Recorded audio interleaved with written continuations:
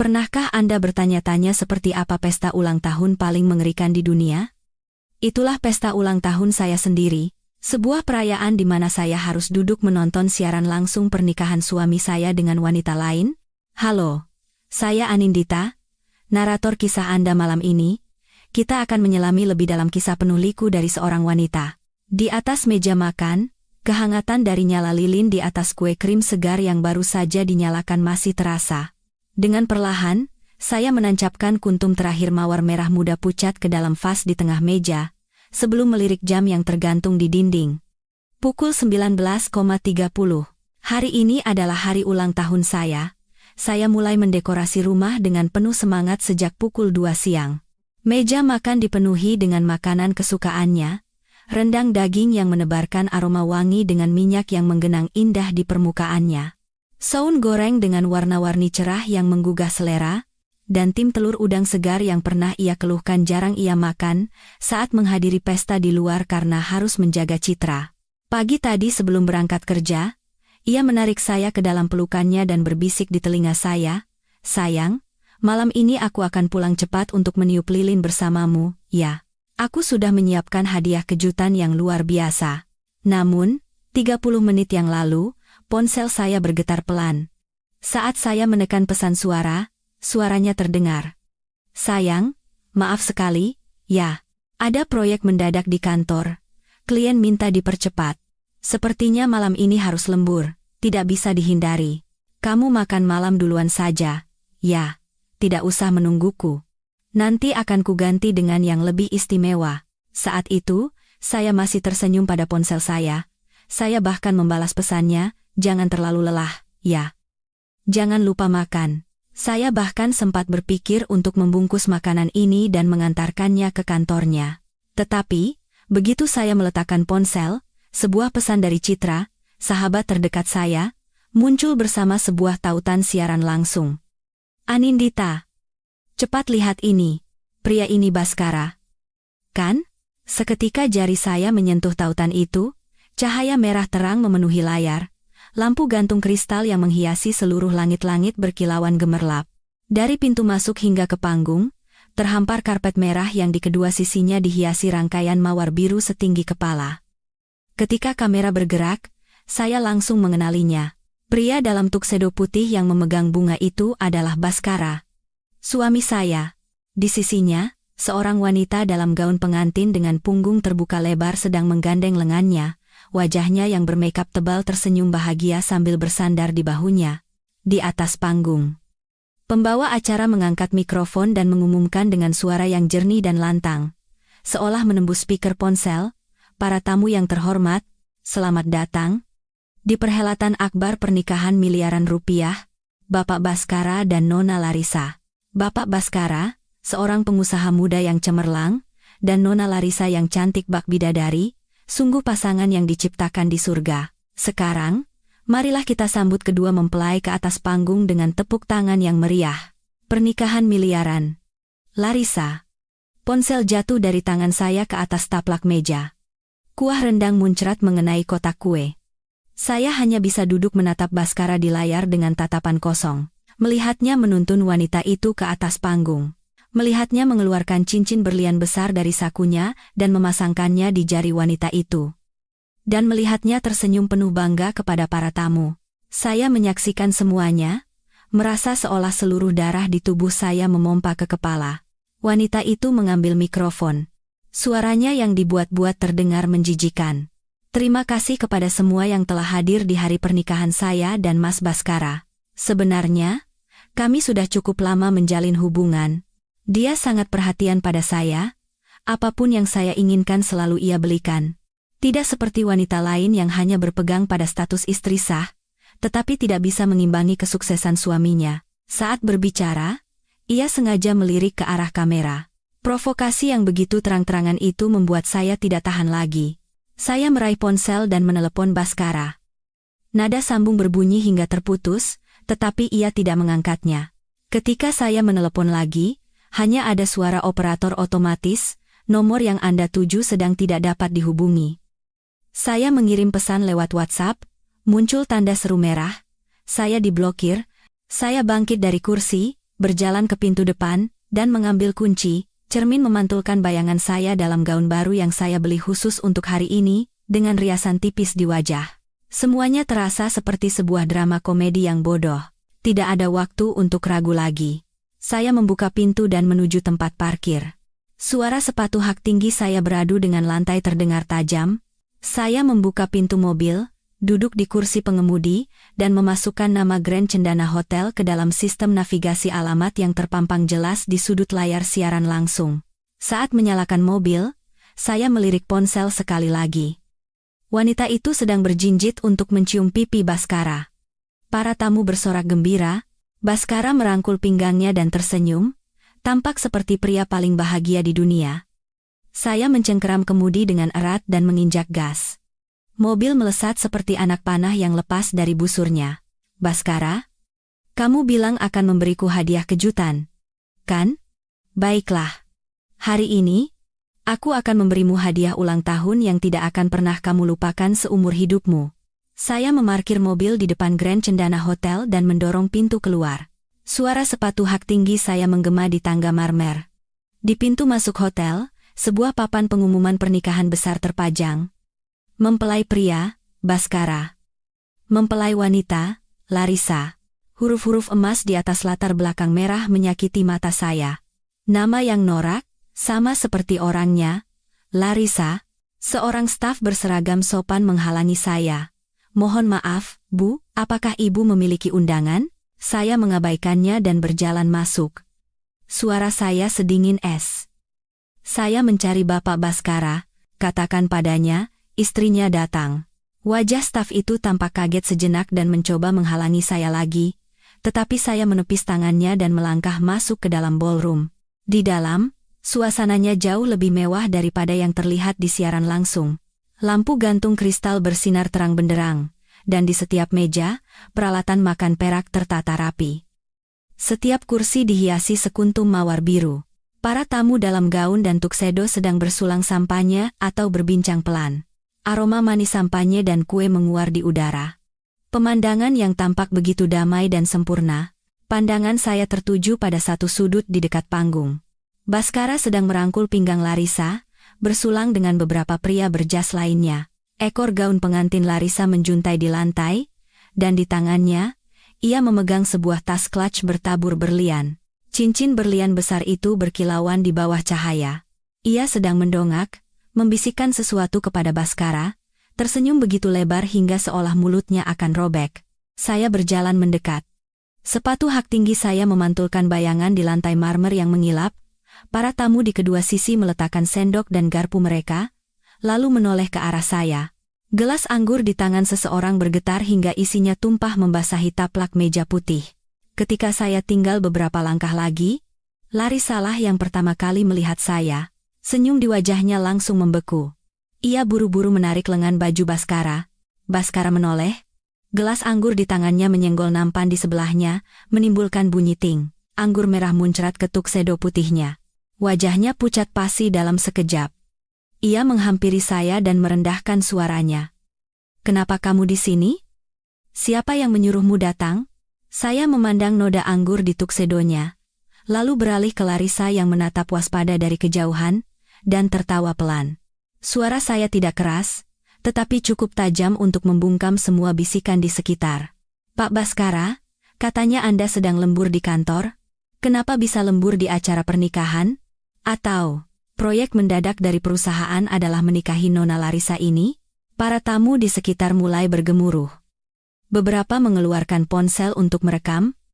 Yang lain berbisik-bisik. Pria itu sudah menikah? Berarti ini perselingkuhan? Lalu wanita itu siapa? Kelihatannya bukan orang sembarangan. Wajah Baskara bergantian antara merah dan pucat. Ia mencoba meraih lengan saya. Jangan membuat keributan di sini. Kalau ada apa-apa, kita bicara di luar.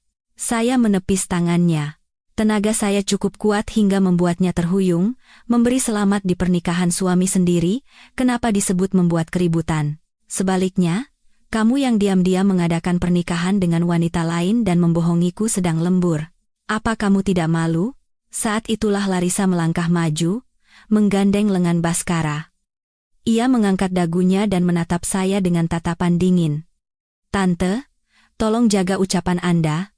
Saya dan Mas Baskara saling mencintai dengan tulus. Jangan mengamuk di sini. Saling mencintai dengan tulus? Saya balas menatapnya, dan berteriak agar semua orang di ruangan itu bisa mendengar. Lalu, apa kamu tahu kalau pria ini belum menceraikan saya? Tuxedo yang ia kenakan? Cincin berlian di jarimu?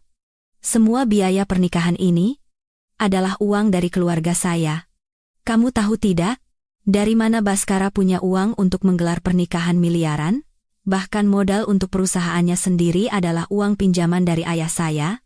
Wajah Larissa pucat pasi. Tanpa sadar, ia melepaskan lengan Baskara. Matanya bergetar, seolah bertanya pada Baskara apakah yang saya katakan itu benar. Baskara berteriak, "Kamu bicara omong kosong apa? Ini uang hasil jerih payahku sendiri, tidak ada hubungannya dengan keluargamu." Jerih payah sendiri, saya mengeluarkan ponsel dari tas, membuka aplikasi mobile banking, dan menunjukkan riwayat transfer di hadapannya. "Bulan lalu, kamu bilang perusahaan kekurangan likuiditas. Aku baru saja mentransfer 500 juta rupiah kepadamu. Lupa? Tuxedo yang kamu pakai itu harganya 50 juta, yang baru kita pilih bersama minggu lalu, dan cincin di tangan Nona Larissa itu, bukankah dibeli dengan uang yang kamu bilang untuk membeli hadiah ulang tahunku?" Bisikan-bisikan semakin keras. Seseorang menunjuk ke arah Baskara dan berkata, "Ternyata menantu yang numpang hidup pada mertua. Kasihan sekali wanita itu, sudah ditipu, masih harus membiayai pernikahan suaminya dengan selingkuhannya." Baskara mengepalkan tinjunya hingga buku-buku jarinya memutih. Ia mencoba merebut ponsel dari tangan saya, tetapi saya mundur selangkah, menabrak seorang tamu di belakang. Piring kue di tangan tamu itu jatuh ke lantai, krimnya muncat mengenai ujung gaun pengantin Larissa. Larissa menjerit, "Gaunku! Ini gaun pesanan khusus seharga ratusan juta." Saya memandangnya yang sedang menghentak-hentakkan kaki karena marah dan diam-diam tertawa dalam hati. "Gaun ratusan juta, memangnya kenapa? Biaya pernikahan ini saja belum mulai kuhitung." Baskara melihat para tamu mengeluarkan ponsel untuk merekam, wajahnya semakin pias. Ia menunjuk saya dan berkata dengan suara bergetar, "Apa maumu sebenarnya?" Saya merapikan gaun saya, menyapukan pandangan ke seluruh tamu di aula, lalu menghentikan tatapan saya di wajahnya. Kemudian, saya berkata dengan jelas, "Apa yang kuinginkan? Tidak banyak, hanya datang untuk melihat dengan mata kepala sendiri, seberapa megah pernikahan miliaran rupiah yang kamu siapkan. Dan, Baskara, utangmu padaku, mulai hari ini, kamu harus mulai membayarnya. Satu persatu." Begitu ucapan saya selesai, terjadi keributan di pintu masuk ballroom. Beberapa pria berjas hitam berjalan lurus ke arah kami, mereka adalah para pengawal pribadi yang dikirim ayah saya karena khawatir. Begitu Baskara melihat para pengawal itu, wajahnya benar-benar hancur. Ia mundur terhuyung-huyung hingga nyaris menabrak meja di belakangnya. Seorang pengawal berdiri di samping saya dan bertanya dengan suara rendah, "Nona, apa perlu kami tangani sekarang?" Saya menggelengkan kepala, memandang Baskara yang pucat pasi, dan berkata, "Tidak perlu. Cukup berdiri di sini dan pastikan tidak ada yang menyentuh saya." Begitu saya selesai berbicara, Larissa melompat ke depan, menunjuk wajah saya sambil berteriak, "Siapa kamu sebenarnya? Hah? Sampai membawa pengawal untuk mengancam? Punya uang sedikit saja sudah sombong. Lihat gaun murahanmu itu. Beli di mana? Pantas saja Mas Baskara membencimu. Krim yang menodai gaunnya masih ada di sana." Noda putih kotor itu membuatnya tampak menjijikkan, tetapi ia sendiri tidak sadar dan terus berteriak dengan leher tegang. Para tamu di sekitar tertawa kecil. Seseorang berbisik, "Wanita itu gila? Ya? Tidak lihat gaunnya sendiri juga kotor?" Baskara buru-buru menarik lengan Larissa. "Larissa, hentikan. Ini tidak ada hubungannya denganmu." Ia takut jika Larissa berbicara lebih banyak lagi, rahasianya yang memalukan akan terbongkar. Tetapi Larissa tidak mendengarkan. Ia menepis tangan Baskara dan balas berteriak, "Kenapa tidak ada hubungannya? Yang Mas Baskara cintai itu aku, sedangkan kamu, sudah tua, Keriput di sekitar mata sudah kelihatan, masih saja mau mempertahankan status istri sah. Tidak punya malu, ya? Aku dan Mas Baskara baru serasi, seperti pinang dibelah dua. Kamu itu cuma wanita tak berguna yang hanya bisa mengandalkan orang tua. Saya tersenyum dingin dan melangkah maju mendekatinya. Jarak kami kurang dari setengah meter. Saya bisa melihat dengan jelas bedaknya yang retak-retak di wajahnya. Aku mengandalkan orang tuaku, setidaknya uang keluargaku bersih. Tidak seperti orang lain yang menipu pria untuk membelikan barang-barang mewah dan berlagak seperti putri dari kahyangan. Wajah Larissa memerah padam. Jangan bicara sembarangan. Aku dan Mas Baskara benar-benar saling mencintai. Dia membelikanku barang karena dia menyukaiku. Suka? Saya mengeluarkan ponsel lain dari tas. Ini adalah file cadangan obrolan WhatsApp Larissa, yang tidak sengaja saya temukan saat menyuruh orang melacak penggunaan kartu kredit Baskara. Saya membuka sebuah gambar dan menunjukkannya di hadapannya. Kalau begitu, pesan yang kamu kirim ke temanmu ini, si Baskara itu, cuma digoda sedikit sudah membelikan tas mewah.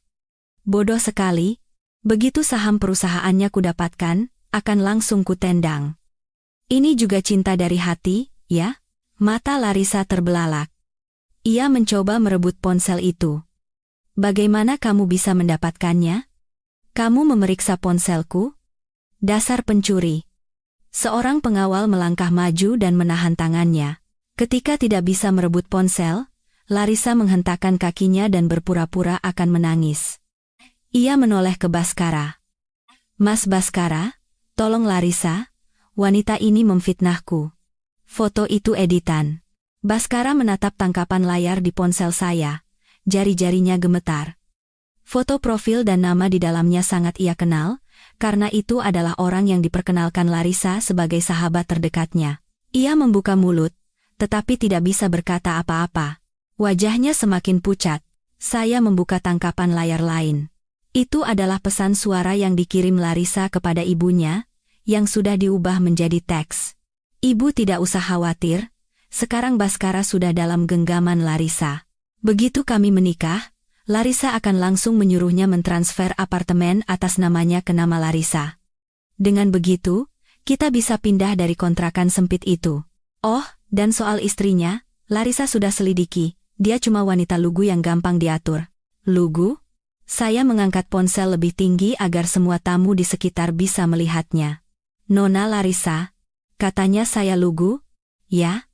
Lalu sekarang, siapa yang sedang dipermalukan habis-habisan di sini? Suara gemuruh terdengar seperti ledakan. Beberapa orang merekam video, yang lain menunjuk-nunjuk Larissa. Ternyata penipu. Kasihan juga si Baskara, bertemu wanita seperti ini, tidak bisa dibandingkan dengan istrinya, setidaknya yang itu terlihat lebih berkelas. Mendengar ucapan orang-orang, wajah Larissa memerah padam. Ia terduduk di lantai dan mulai menangis.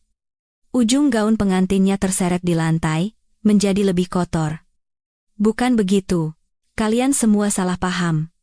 Mas, cepat katakan pada mereka.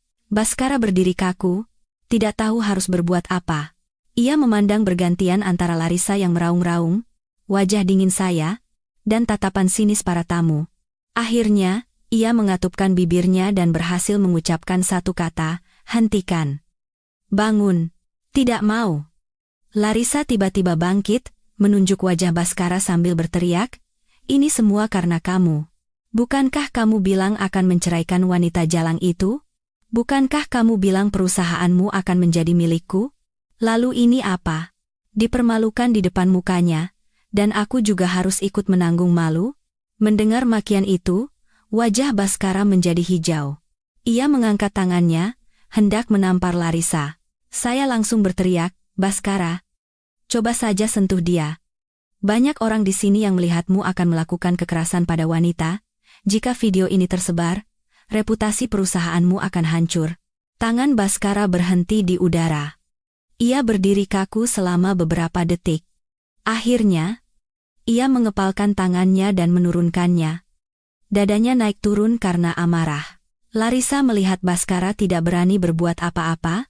Ia pun semakin menangis histeris dan duduk kembali di lantai dengan seenaknya. Tidak peduli gaun pengantinnya menjadi kusut. Saya memandangi kekacauan di depan saya tanpa perasaan apapun. Sungguh menyedihkan. Inikah pernikahan miliaran rupiah yang dipersiapkan Baskara dengan susah payah? Pada akhirnya, ini hanyalah sebuah sinetron murahan yang membuat semua orang menjadi bahan tertawaan. Tiba-tiba, manajer hotel berlari menghampiri. Ia berkata kepada Baskara dengan wajah serba salah, "Pak Baskara, mohon maaf. Biaya acara pernikahan belum dilunasi. Jika pembayaran belum dilakukan sekarang, kami terpaksa harus mengambil tindakan sesuai prosedur." Mendengar kata biaya, wajah Baskara seolah menemukan tali penyelamat. Ia langsung berkata kepada manajer, "Saya bayar sekarang. Ayo ke resepsionis, saya akan gesek dengan black card saya." Sambil berkata, ia sengaja melirik ke arah saya, seolah ingin mengatakan, "Aku punya banyak uang. Jangan pikir kamu bisa mengatur hidupku." Saya memandang sikap sombongnya dan mengangkat sudut bibir dengan sinis. Dia belum tahu, ya, bahwa black card yang ia andalkan itu sudah menjadi sepotong plastik tak berharga. Baskara membawa manajer hotel ke meja resepsionis. Langkahnya tergesa-gesa dan berat. Noda anggur di tuxedo putihnya membuatnya tampak semakin kacau. Larissa, yang sedang menangis di lantai, berhenti meratap ketika melihat Baskara meninggalkannya. Ia menyeret gaunnya yang kotor dan berjalan di belakangnya, ujung gaunnya menyapu debu di lantai. Para tamu di sekitar sudah tidak peduli lagi dengan makanan di depan mereka. Semua orang mengikuti mereka sambil mengangkat ponsel tinggi-tinggi, seolah tidak mau ketinggalan episode selanjutnya dari sinetron ini. Saya meninggalkan para pengawal di tempat, dan perlahan mengikuti dari belakang, menyilangkan tangan di dada, ingin melihat bagaimana Baskara akan menangani situasi ini. Staf resepsionis yang berseragam rapi segera berdiri dan tersenyum pada Baskara. "Selamat malam, Pak Baskara. Ingin melunasi biaya acara pernikahan, ya?" Baskara membusungkan dada dan mengeluarkan kartu kredit hitam dari saku dalam tuksedonya. Kartu itu terbuat dari logam yang berkilauan. Ia sengaja memutar-mutar kartu itu di antara jari-jarinya beberapa kali sambil menyapukan pandangan ke kerumunan, terutama ke arah saya, yang ia tatap selama 2 detik, seolah pamer, "Lihat, kan? Aku kaya." "Ya, tagih saja. Gesek yang ini." Ia meletakkan black card itu di atas meja dengan bunyi beletak, dan berkata dengan suara keras agar semua orang bisa mendengar, "Jangan lama-lama, ya. Kami masih harus melanjutkan acara." Manajer hotel segera menyerahkan tagihan. "Pak Baskara, ini rinciannya. Biaya sewa tempat, catering, dekorasi bunga, dan biaya penyelenggaraan lainnya, totalnya 2,5 miliar rupiah. Mohon diperiksa." Baskara bahkan tidak melirik tagihan itu. Ia mengibaskan tangannya, "Tidak usah dilihat.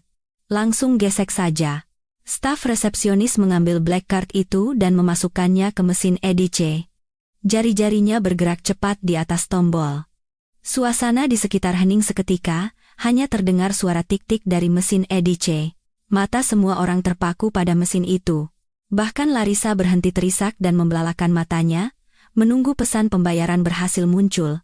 Namun, beberapa detik kemudian, suara tiit rendah terdengar dari mesin. Di layar, muncul tulisan merah. Senyum staf resepsionis membeku.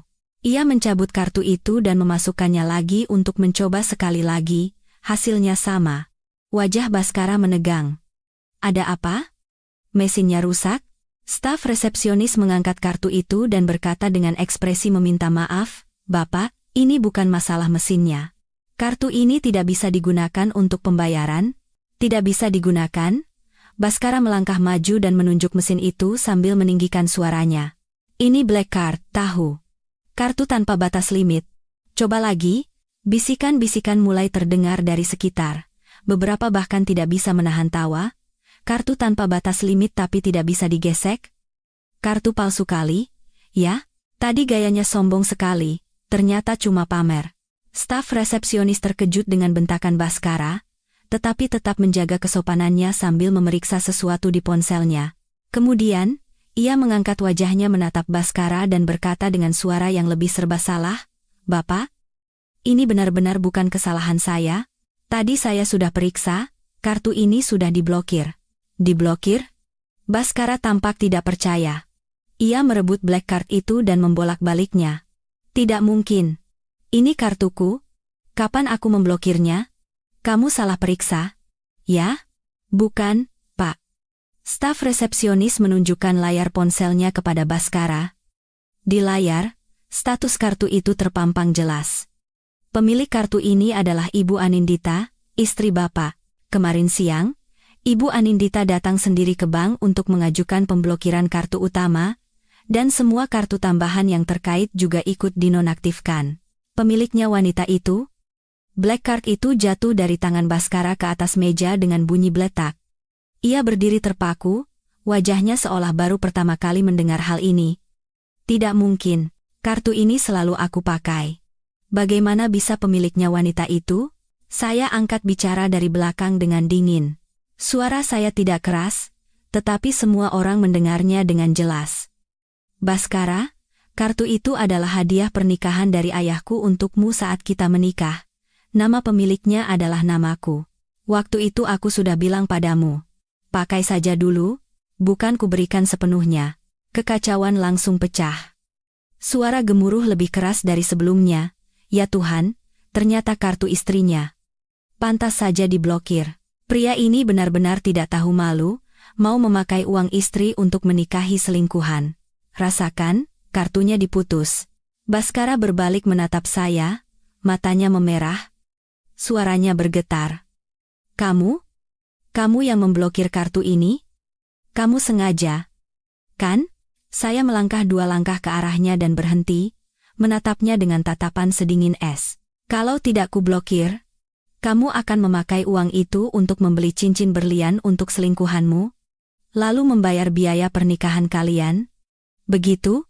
Baskara, kamu memakai uangku untuk membiayai wanita lain, dan sekarang kamu masih punya muka untuk bertanya apakah aku sengaja? Wajah Larissa yang berdiri di sampingnya pucat pasi. Ia menarik lengan Baskara, bertanya dengan suara ketakutan, Mas, apa yang wanita ini katakan benar? Kartu ini bukan milikmu? Lalu bagaimana dengan biaya pernikahan kita? Saat ini, Baskara sudah tidak punya mood untuk memedulikan Larissa. Ia mengambil black card yang tergeletak di meja dan menyerahkannya lagi kepada staf. Gesek lagi. Pasti ada kesalahan dari bank. Coba sekali lagi. Staf resepsionis dengan terpaksa mengambil kartu itu dan menggeseknya lagi, hasilnya tetap sama. Di layar mesin EDC, tulisan kartu diblokir muncul sekali lagi. Baskara menatap layar itu dan terhuyung. Jika bukan karena manajer hotel yang menopangnya, ia pasti sudah jatuh. Tidak mungkin. Tidak mungkin. Gumamnya berulang kali. Matanya menatap black card itu dengan nanar, seolah tidak percaya bahwa kartu tanpa batas limit miliknya telah menjadi barang tak berharga. Para tamu di sekitar tertawa terbahak-bahak. Beberapa bahkan dengan sengaja mengangkat ponsel untuk memotretnya. Inilah pernikahan miliaran, biayanya saja tidak bisa dibayar, lucu sekali. Sombong dengan uang istri, akhirnya hancur juga. Hah, ayo kita pergi. Menjijikkan. Larissa melihat kondisi Baskara dan mendengar tawa mengejek dari orang-orang di sekitarnya, lalu menjerit. Baskara? Kamu menipuku? Ya? Katanya kaya. Katanya mau memberiku pernikahan terbaik. Lalu ini apa? Kamu cuma gembel yang tidak bisa bayar biaya nikah.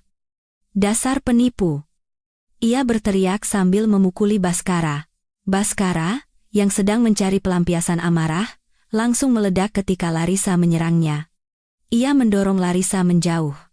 Berisik, kalau bukan karena kamu mau pernikahan mewah, hal seperti ini tidak akan terjadi.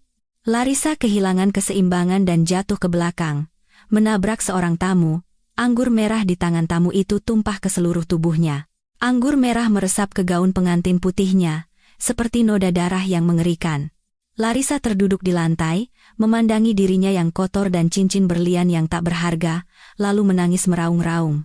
Tangisannya semakin keras, menggema di seluruh lobi hotel. Baskara memandangi kekacauan ini, tawa sinis para tamu, dan saya yang berdiri diam dengan wajah dingin. Akhirnya, ia hancur. Ia terduduk di lantai, menjambak rambutnya sambil menggumamkan sesuatu. Saya melihat kondisinya yang menyedihkan tanpa merasa kasihan sedikit pun. Hanya senyum dingin yang muncul di wajah saya. Baskara, ini baru permulaan. Utangmu padaku jauh lebih banyak dari ini. Tangisan dan bisikan bercampur aduk. Larissa meraung-raung di lantai, noda anggur di gaunnya semakin melebar, tampak seperti luka yang mengerikan. Dan Baskara, yang duduk menjambak rambutnya di depan meja resepsionis, tubuhnya bergetar, sepertinya sedang menangis. Sikap sombongnya tadi lenyap tak berbekas, hanya menyisakan kebingungan dan keputusasaan. Manajer hotel yang berdiri di sampingnya mulai menunjukkan wajah masam. Akhirnya, ia tidak tahan lagi dan berkata, "Pak Baskara, jika sekarang masih belum bisa melakukan pembayaran, pihak kami terpaksa harus mengambil tindakan sesuai prosedur. Mohon segera hubungi keluarga Anda untuk mentransfer dana, atau menyerahkan barang berharga sebagai jaminan." Transfer dana. Baskara langsung mengangkat wajahnya. Matanya memancarkan secercah harapan, seolah baru saja meraih tali penyelamat terakhir. "Ya, transfer. Saya akan minta orang mentransfer uangnya." Ia buru-buru merogoh sakunya. Saku kiri kosong. Ia merogoh saku kanan dengan panik. Akhirnya, ia berhasil mengeluarkan ponselnya. Layarnya masih menyala. Sepertinya ia belum mematikan siaran langsung tadi. Layar itu penuh dengan komentar netizen. Siaran langsung akhir kisah penipu menantu numpang. Ia sudah tidak peduli dengan semua itu. Dengan jari gemetar, ia mencoba mencari nomor saya. Beberapa kali salah menekan. Akhirnya ia menemukan nomor saya di daftar kontak. Suasana di sekitar hening. Mata semua orang tertuju pada ponsel di tangannya. Bahkan Larissa berhenti menangis dan memasang telinga. Ia menarik napas dalam-dalam dan menekan tombol panggil. Ia mengangkat ponsel ke telinganya sambil menatap tajam ke arah saya, seolah ingin menembus isi hati saya. Tut, tut, tut. Suara nada tunggu terdengar sangat jelas, di lobi yang senyap. Setelah beberapa saat, suara wanita dari sistem otomatis terdengar. Tidak ada jawaban dari nomor yang Anda tuju. Wajah Baskara kembali pucat. Ia menggertakkan giginya dan menekan tombol panggil lagi. Kali ini, ia menekan dengan begitu kuat hingga buku-buku jarinya memutih. Tut, tut, tetap tidak ada yang mengangkat. Seseorang tertawa pelan dari samping. Sepertinya nomornya sudah diblokir istrinya. Rasakan. Sudah berbuat seperti itu, masih berharap teleponnya diangkat? Baskara tidak peduli dengan ejekan itu. Ia menutup telepon dan membuka WhatsApp. Ia mengetik dengan membabi buta dan mengirim pesan. Ponsel di saku saya bergetar tanpa henti. Layarnya menyala lalu mati. Saya mengeluarkan ponsel dan melihatnya. Pesan pertama, "Sayang, aku salah. Soal kartu itu, aku minta maaf. Jangan marah lagi. Ya?" Pesan kedua, "Pernikahan itu cuma main-main. Aku dan Larissa cuma sandiwara. Tidak serius." Pesan ketiga, "Angkat teleponnya, dong. Pihak hotel mau menyita barang-barangku. Tolong transfer uang dulu. Bisa?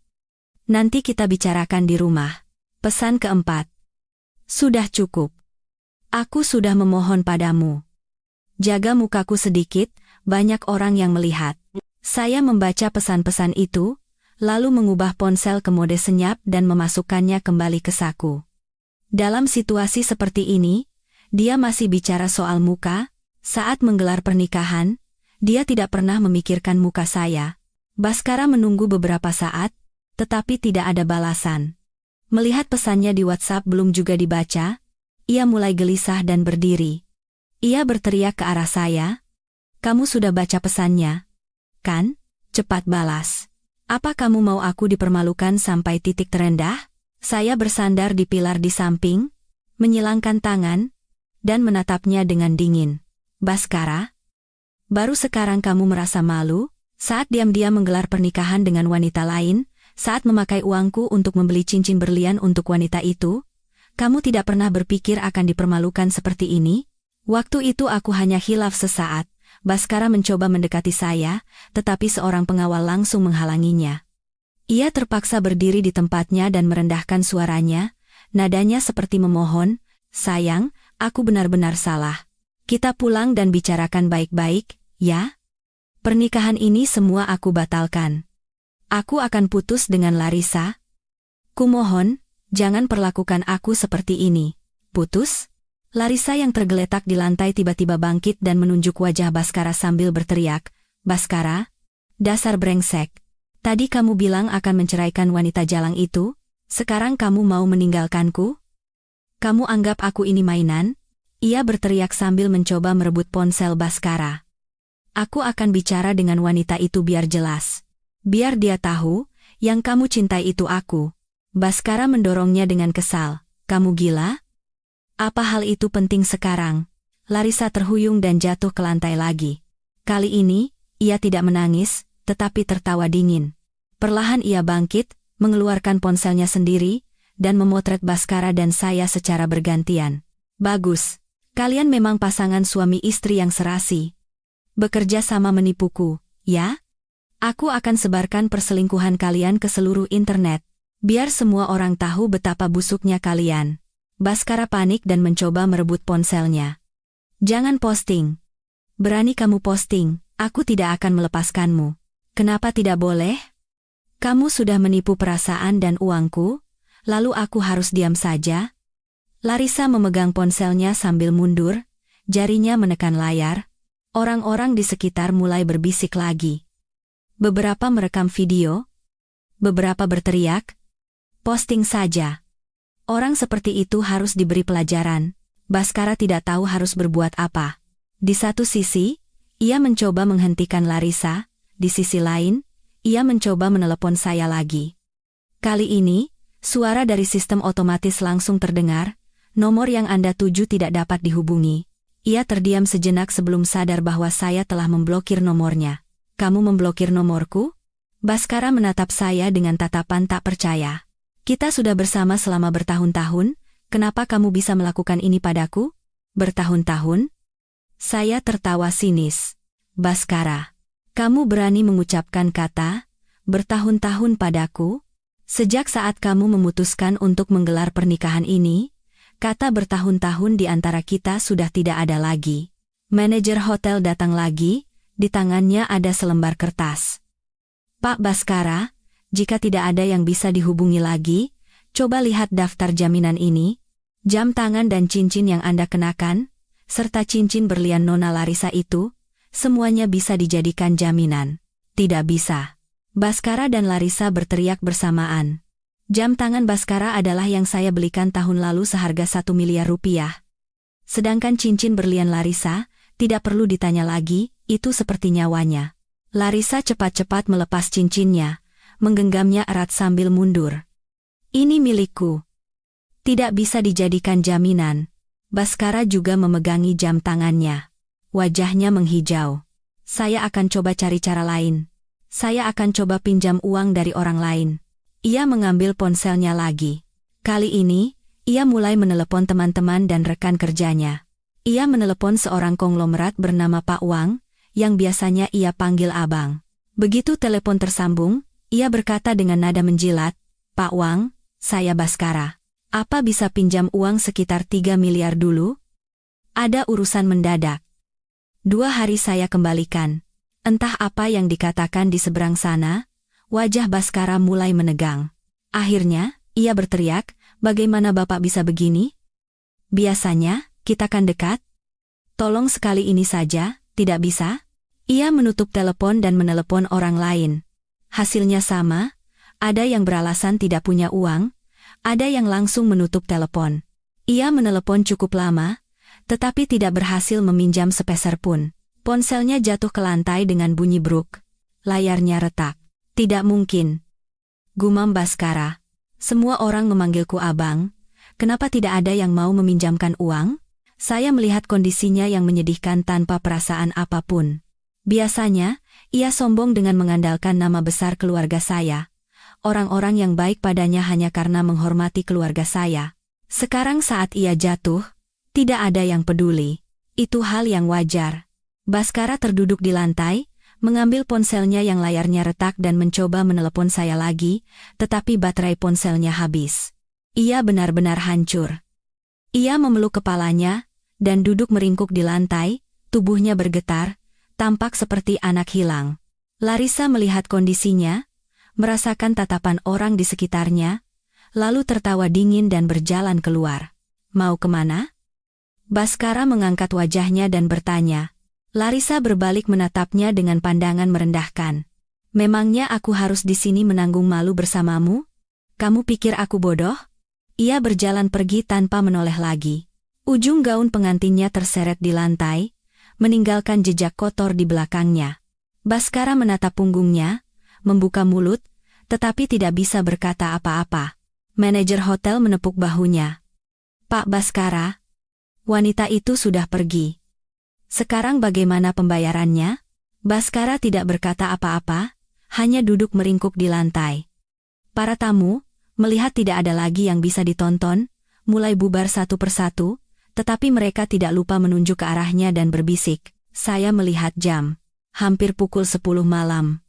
Biasanya, jam segini saya sedang meniup lilin di rumah. Tapi sekarang, saya harus duduk menonton sinetron murahan di sini. Saya berkata kepada pengawal, kita pulang. Lalu orang itu, Nona? Pengawal menunjuk Baskara yang meringkuk di lantai. Tidak usah pedulikan. Saya berjalan keluar. Masalah yang ia buat, harus ia selesaikan sendiri. Saat keluar dari hotel, angin malam yang sejuk menerpa wajah saya, rasanya lega. Ponsel di saku saya berbunyi lagi. Pesan dari ayah. Nak, ayah sudah urus semuanya. Kalau butuh bantuan apapun, bilang saja. Saya membalas, ayah, aku tidak apa-apa. Jangan khawatir. Mulai sekarang, aku bisa mengurusnya sendiri. Saya masuk ke mobil dan pulang. Lampu jalanan berlalu dengan cepat, ponsel di saku saya bergetar lagi. Pesan dari ayah. Sudah makan, nak? Mau ayah siapkan camilan? Saya menatap layar ponsel, mata saya berkaca-kaca, tetapi tidak menangis. Menangisi pria seperti Baskara, terlalu sia-sia. Saat memarkir mobil di depan apartemen, saya melihat lampu di jendela kamar saya menyala dari kejauhan, dan di depan pintu, ada bayangan dua orang. Ayah dan ibu. Begitu saya membuka pintu mobil, ibu langsung menghampiri dan memegang tangan saya. Tangannya hangat. Anakku, bagaimana keadaanmu? Kenapa wajahmu pucat begini? Kedinginan. Ya, ibu. Aku tidak apa-apa. Saya menggeleng dan mengikuti ayah dan ibu masuk ke dalam. Di ruang tamu, lampu menyala terang. Di atas meja makan, ada semangkuk sup pangsit udang panas yang mengepul. Itu pangsit udang kesukaan saya sejak kecil. Ayah duduk di sofa, jarinya mengetuk-ngetuk sandaran tangan. Duduklah. Ceritakan pada ayah, apa saja yang dilakukan bajingan itu. Ayah sudah dengar sedikit dari pengawal soal kejadian di hotel, tapi ayah mau dengar langsung darimu. Saya duduk di sofa, mengambil sendok dan menyuap pangsit. Kuah hangat mengalir di tenggorokan. Baru setelah itu saya mulai menceritakan semua yang terjadi sejak pagi, perlahan-lahan, mulai dari janji Baskara akan merayakan ulang tahun bersama, kebohongannya tentang lembur, siaran langsung pernikahan, konfrontasi di hotel, hingga pembatalan black card. Belum selesai saya bercerita, mata ibu sudah memerah. Ia menepuk punggung tangan saya dengan lembut. Ibu sudah bilang, bajingan itu dari awal gelagatnya tidak baik. Waktu mendekatimu, dia hanya mengincar harta keluarga kita. Tapi kamu tidak pernah mau dengar. Akhirnya dikhianati juga. Wajah ayah sudah mengeras. Ketukan jarinya di sandaran tangan semakin cepat. Ayah mengambil ponsel di atas meja dan langsung menekan nomor. Begitu tersambung, suaranya sedingin es. Pak Santoso, saya Wijaya. Hentikan semua kerjasama antara grup kita dengan Baskara Teknologi sekarang juga. Proyek yang sedang berjalan, entah sudah tanda tangan kontrak atau belum, hentikan semuanya. Soal denda, biar tim hukum yang urus. Jangan beri ampun. Saya tertegun sejenak. Baskara Teknologi adalah perusahaan Baskara. Awalnya ia bisa mendirikan perusahaan itu karena modal dari ayah. Setelah itu, dengan mengandalkan kerjasama dengan grup kami, namanya baru bisa naik. Sekarang, hanya dengan satu ucapan ayah, ia kehilangan koneksi terbesarnya. Sepertinya ada laporan masuk melalui telepon. Ayah melanjutkan, dan hubungi pihak bank. Waktu Baskara Teknologi pinjam uang, kita kan jadi penjaminnya. Sekarang ajukan pembatalan penjaminan segera. Suruh bank menagih utangnya sesuai prosedur. Kalau dia tidak bisa bayar, proses secara hukum. Jangan kasihani dia. Ayah menutup telepon itu, lalu mengangkat telepon lain dan menghubungi pengacara Budi, konsultan hukum keluarga. Pak Budi, besok pagi siapkan dokumen gugatan cerai untuk saya. Yang terbaik. Si Baskara itu selingkuh saat masih dalam ikatan pernikahan dan menggelapkan harta Gonogini. Soal penggunaan black card itu, nanti putri saya akan kumpulkan buktinya dan kirimkan. Siapkan gugatan sampai dia bangkrut, jangan sampai dia dapat sepeser pun. Ibu datang membawa segelas susu hangat. Dan apartemen yang dia tinggali, kan kita yang beli tunai, atas nama ibu, besok telepon pengelola gedung, suruh keluarkan semua barangnya. Jangan biarkan dia menginjakkan kaki di sana lagi. Saya meminum susu hangat itu, merasa beban di hati sedikit terangkat. Dulu, saya pikir pernikahan adalah urusan dua orang, tidak mau bergantung pada keluarga. Tapi sekarang saya sadar, keluarga adalah sandaran terkuat saya. Mereka yang paling terluka saat saya sedih, dan mereka yang siap berjuang untuk saya. Ayah mendekat dan menepuk bahu saya dengan lembut. Nak, jangan pikir ini bergantung pada keluarga. Kamu adalah putri ayah. Baskara meremehkanmu, sama saja dengan meremehkan keluarga kita. Karena dia bisa naik karena nama besar keluarga kita, sekarang kita tarik dia kembali ke tempatnya, itu wajar. Tidak, kita harus membuatnya jatuh lebih rendah lagi, biar dia tahu jangan macam-macam dengan orang sembarangan. Saya mengangguk dan melanjutkan minum susu. Cairan hangat itu mengalir di tenggorokan hingga ke hati. Ibu duduk di samping saya, mengambil ponsel saya dan melihat pesan-pesan dari Baskara sambil mengerutkan kening. Lihat ini. Kata-katanya menyebalkan sekali. Pernikahan itu main-main, sandiwara dengan Larissa. Ini ucapan manusia, sudah selingkuh, masih bicara seolah itu hal sepele. Muka tembok, mana ada yang minta dijaga mukanya saat menggelar pernikahan, tapi tidak memikirkan muka anakku. Tiba-tiba, ponsel ayah berdering. Nomor sekretarisnya, ayah menyalakan speakerphone. Pak, baru dapat kabar. Beberapa perusahaan mitra Baskara Teknologi baru saja menghubungi untuk membatalkan kontrak. Mereka bilang, meskipun menghormati Bapak, mereka tidak bisa lagi berbisnis dengan orang yang perilakunya tidak pantas seperti Pak Baskara. Ayah tertawa dingin. Sudah tahu. Cepat juga mereka bertindak. Awasi terus. Jangan sampai si Baskara itu bisa mengandalkan orang lain lagi. Kalau ada perusahaan di grup kita yang coba membantunya, katakan saja kita tidak akan tinggal diam. Setelah telepon ditutup, rumah menjadi hening sejenak. Tiba-tiba ibu teringat sesuatu. Ia memegang tangan saya. Oh ya, besok kita belanja, ya? Beli baju baru, perawatan spa, lupakan hal-hal buruk. Putri ibu masih muda, cantik, dan punya keluarga sebagai pendukung yang kuat. Mulai sekarang, hanya akan ada hari-hari yang baik. Bercerai dari si Baskara itu adalah keberuntungan dalam hidupmu. Saya tertawa kecil dan mengangguk. Iya. Bu. Besok kita belanja. Malam itu, saya menginap di rumah orang tua. Kamar saya masih sama seperti dulu, di meja belajar, ada foto saya saat kuliah. Saya berbaring di tempat tidur, tidak lagi memikirkan Baskara dan Larissa. Rasanya nyaman. Ada ayah dan ibu, apapun yang dilakukan Baskara, saya tidak takut lagi. Keesokan paginya, saya terbangun karena suara telepon. Bukan telepon saya, tapi telepon kerja ayah di ruang tamu. Ayah menjawab. Setelah beberapa patah kata, ia menutupnya. Kemudian, ia mengetuk pintu kamar saya. Nak, sudah bangun? Tadi sekretaris telepon, bilang si Baskara itu datang ke kantor pagi-pagi.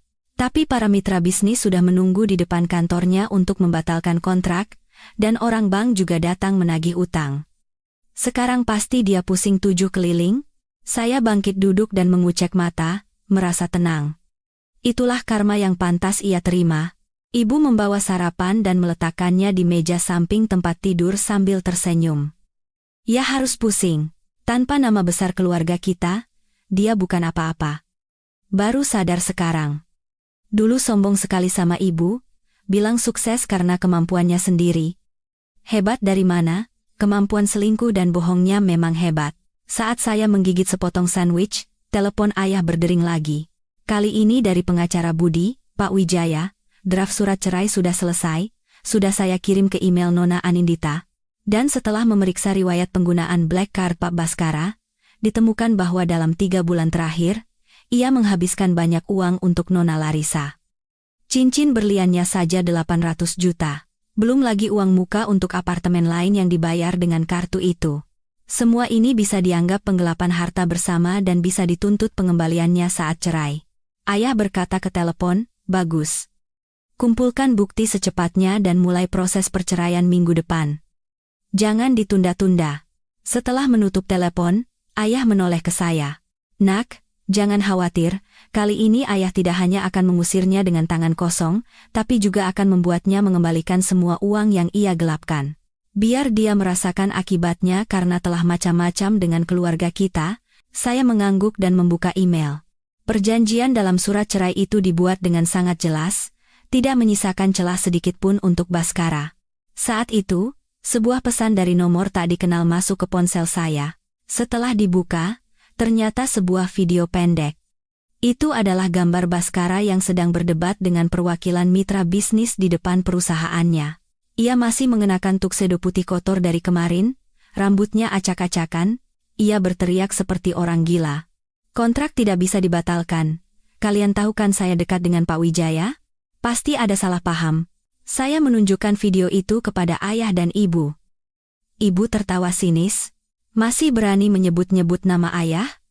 Dia tidak tahu ya kalau semua ini perintah ayah." Ayah melihat video itu dengan tatapan dingin. "Nanti juga dia tahu. Biarkan dia meronta-ronta dulu beberapa hari. Kalau sudah terpojok, baru kita ajukan gugatan cerai. Biar dia tahu, dari awal dia tidak akan pernah menang." Saat saya dan orang tua sedang menonton Baskara yang mengamuk di video, telepon dari sekretaris ayah masuk lagi. Baskara mengamuk di depan perusahaan cukup lama. Akhirnya didorong masuk ke gedung oleh perwakilan mitra. Sekarang ia mengunci diri di ruang kerjanya, bahkan tidak mau bertemu sekretarisnya sendiri. Ibu meletakkan telepon dan berdecak. "Sekarang sembunyi, memangnya ada yang akan berubah?" Waktu menggelar pernikahan tidak berpikir akan menghadapi kondisi seperti ini, saya tidak berkata apa-apa. Saya tahu penderitaan Baskara baru saja dimulai. Saat hendak menyimpan ponsel, telepon ayah berdering lagi. Kali ini dari pengelola apartemen tempat kami dulu tinggal. Ada yang membuat keributan di lantai bawah apartemen dan mencari Pak Baskara. Ayah berkata ke telepon, "Siapa yang membuat keributan? Minta satpam untuk menangani dulu. Saya akan segera kirim orang ke sana." Setelah menutup telepon, ayah menoleh ke saya. "Pasti si Larissa itu tidak bisa menemukan Baskara, jadi dia mencarinya ke apartemen. Kamu mau lihat? Atau biar pengawal saja yang pergi?" Saya berpikir sejenak, lalu menggeleng. "Aku tidak mau pergi. Biar pengawal saja. Aku tidak ada urusan lagi dengan wanita itu." Meskipun begitu, saya penasaran juga apa yang sedang dilakukan Larissa. Tidak lama, pengawal mengirimkan video. Di dalam video, Larissa mengenakan gaun berkilauan, tetapi rambutnya acak-acakan dan riasannya sudah luntur separuh. Ia sedang berkacak pinggang berdebat dengan satpam. Suaranya melengking menusuk telinga. "Saya ini tunangan Mas Baskara. Apartemen ini juga dia yang belikan untuk saya. Kalian siapa, berani melarang saya masuk? Berikan kuncinya sekarang, atau saya panggil polisi." Satpam berkata dengan wajah serba salah, "Ibu, pemilik unit ini adalah Ibu Anindita, bukan Pak Baskara, dan Ibu Anindita sudah berpesan tidak boleh ada yang masuk. Silakan Ibu pulang." Pemiliknya si jalang itu. Larissa terdiam sejenak, lalu mulai mengamuk lagi. "Tidak mungkin. Dia bilang mau membelikannya untukku, sertifikatnya juga akan atas namaku. Kalian pasti disogok sama si jalang itu kan? Pokoknya hari ini aku harus masuk." Ia berkata sambil mencoba berlari masuk ke gedung, tetapi satpam segera menghalanginya. Saat mereka saling tarik, gaun Larissa robek. Ia marah hingga menghentakkan kaki dan mencoba mencakar wajah satpam. Saya melihat Larissa yang mengamuk di video dan tertawa sinis. Dia masih percaya Baskara akan membelikannya rumah, masih percaya akan mendapatkan sesuatu darinya, tanpa tahu bahwa Baskara sendiri sekarang tidak bisa menyelamatkan dirinya. Tidak lama, Ada pesan dari pengawal yang mengatakan Larissa sudah diusir. Tetapi sebelum pergi, ia masih berteriak akan mencari Baskara dan menuntut pertanggungjawaban. Ayah melempar ponsel ke sofa dan tertawa dingin. Wanita itu juga tidak waras. Matanya hanya uang. Dari awal pacaran dengan Baskara pasti karena uang. Sekarang tidak ada uang, jadi dia mengamuk. Cocok sekali mereka, ibu mengangguk. Iya, wanita seperti itu harus diusir dengan tangan kosong baru sadar. Memangnya dia siapa? Saat saya hendak mengatakan sesuatu, sebuah pesan MMS dari nomor tak dikenal masuk ke ponsel saya. Ternyata dari Larissa. Itu adalah foto mesranya dengan Baskara, disertai pesan, Anindita. Aku tahu kamu sedang melihat ini. Kalau kamu pintar, cepat ceraikan Baskara dan berikan semua yang dia janjikan padaku. Kalau tidak, aku akan sebarkan semua foto ini di internet, biar seluruh dunia tahu betapa brengseknya suamimu. Saya membaca pesan itu dan tertawa terbahak-bahak. Masih mau mengancamku dengan hal seperti ini? Naif sekali. Saya meneruskan pesan itu kepada ayah dan pengacara Budi, lalu membalas Larissa, silakan saja sebar. Terima kasih ya sudah membuat seluruh dunia tahu bagaimana kamu menjadi selingkuhan dan bagaimana Baskara berselingkuh. Barang yang kamu mau, tagih saja sendiri pada Baskara. Sekarang dia saja tidak bisa menyelamatkan dirinya sendiri, entah masih punya kemampuan untuk memberimu sesuatu atau tidak. Setelah mengirim pesan, saya mengubah ponsel ke mode senyap dan tidak mempedulikannya lagi. Tidak lama, ada telepon dari pengacara Budi. Ia mengatakan foto yang dikirim Larissa sudah disimpan sebagai bukti perselingkuhan Baskara dan akan sangat berguna dalam kasus perceraian. Menjelang sore, ada kabar baru dari sekretaris. Larissa menyerbu kantor Baskara dan mengamuk di lobi. Baskara terpaksa mengizinkannya masuk ke ruang kerjanya. Tidak lama, sekretaris mengirimkan file rekaman suara. Itu adalah suara pertengkaran Larissa dan Baskara di ruang kerja. Baskara, kamu ini main sandiwara apa? Biaya hotel saja tidak bisa bayar sampai diusir. Apartemen ternyata atas nama si Jalang itu. Kamu menipuku. Kan, berisik. Perusahaan ini mau bangkrut, semua mitra membatalkan kontrak, bank datang menagih utang. Mana sempat aku memikirkan hal itu? Tidak sempat memikirkan? Waktu merayuku, bicaramu manis sekali.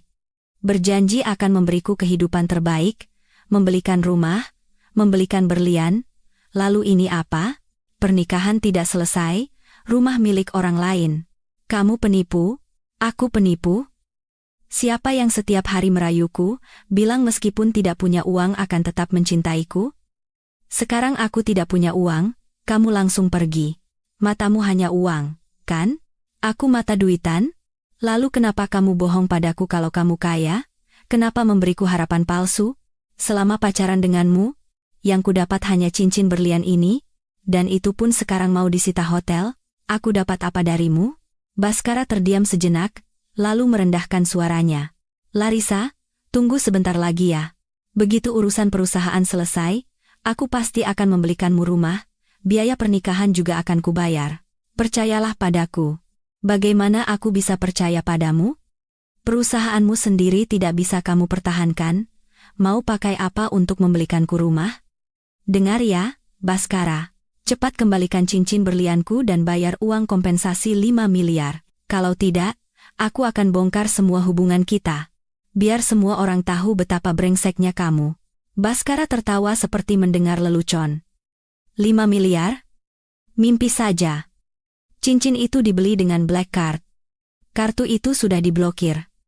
Cincin itu sudah menjadi harta gono gini. Kamu pikir bisa dapat? Coba saja bongkar.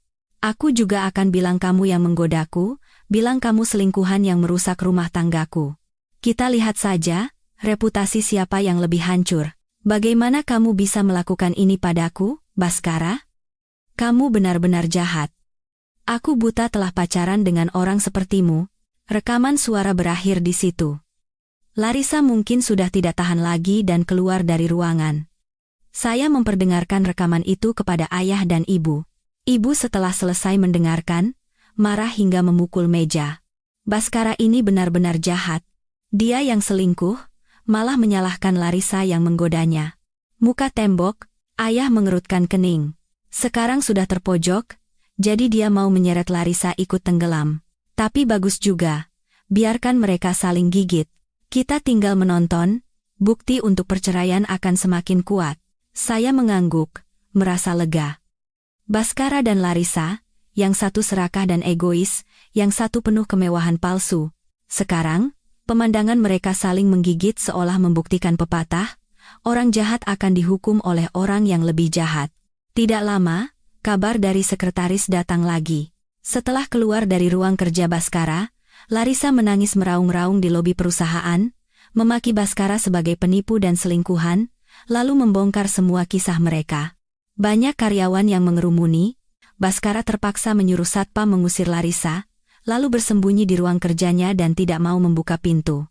Ibu tertawa. Puas sekali rasanya. Biarkan saja dia bongkar semuanya. Biar seluruh dunia tahu betapa busuknya mereka. Saya memandang keluar jendela. Matahari terbenam mewarnai langit menjadi merah, tiba-tiba merasa lega. Kemarahan dan kekecewaan yang lalu seolah lenyap, melihat Baskara dan Larissa saling menghancurkan. Belum lagi berita Larissa mengamuk di kantor Baskara mereda, sekretaris mengirimkan video lain. Ini adalah video real-time dari ballroom Grand Cendana Hotel. Setelah dibuka, ballroom yang tadinya mewah sudah tidak lagi memiliki suasana perayaan. Makanan di atas meja hampir tidak tersentuh dan sudah dingin. Kue krim ambruk di lantai, krim putih dan mawar biru bercampur aduk. Staf hotel sedang membersihkan dengan wajah lelah, dan beberapa orang yang sepertinya manajer berdiri di samping panggung dengan kening berkerut. Yang paling menarik adalah para tamu. Mereka bergerombol di dekat pintu masuk, tidak lagi berlagak seperti bangsawan yang memegang gelas sampanye. Sebaliknya, mereka tertawa mengejek dan menyindir dengan terang-terangan. Saya menunjukkan video itu kepada ayah dan ibu. Ibu setelah selesai menonton, tertawa terbahak-bahak.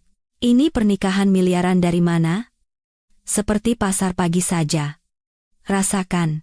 Di dalam video, seorang pria parubaya berjas berkata kepada kelompoknya, dengan suara keras yang terdengar jelas melalui telepon, kalau tahu si Baskara itu orang seperti ini, tidak akan datang aku.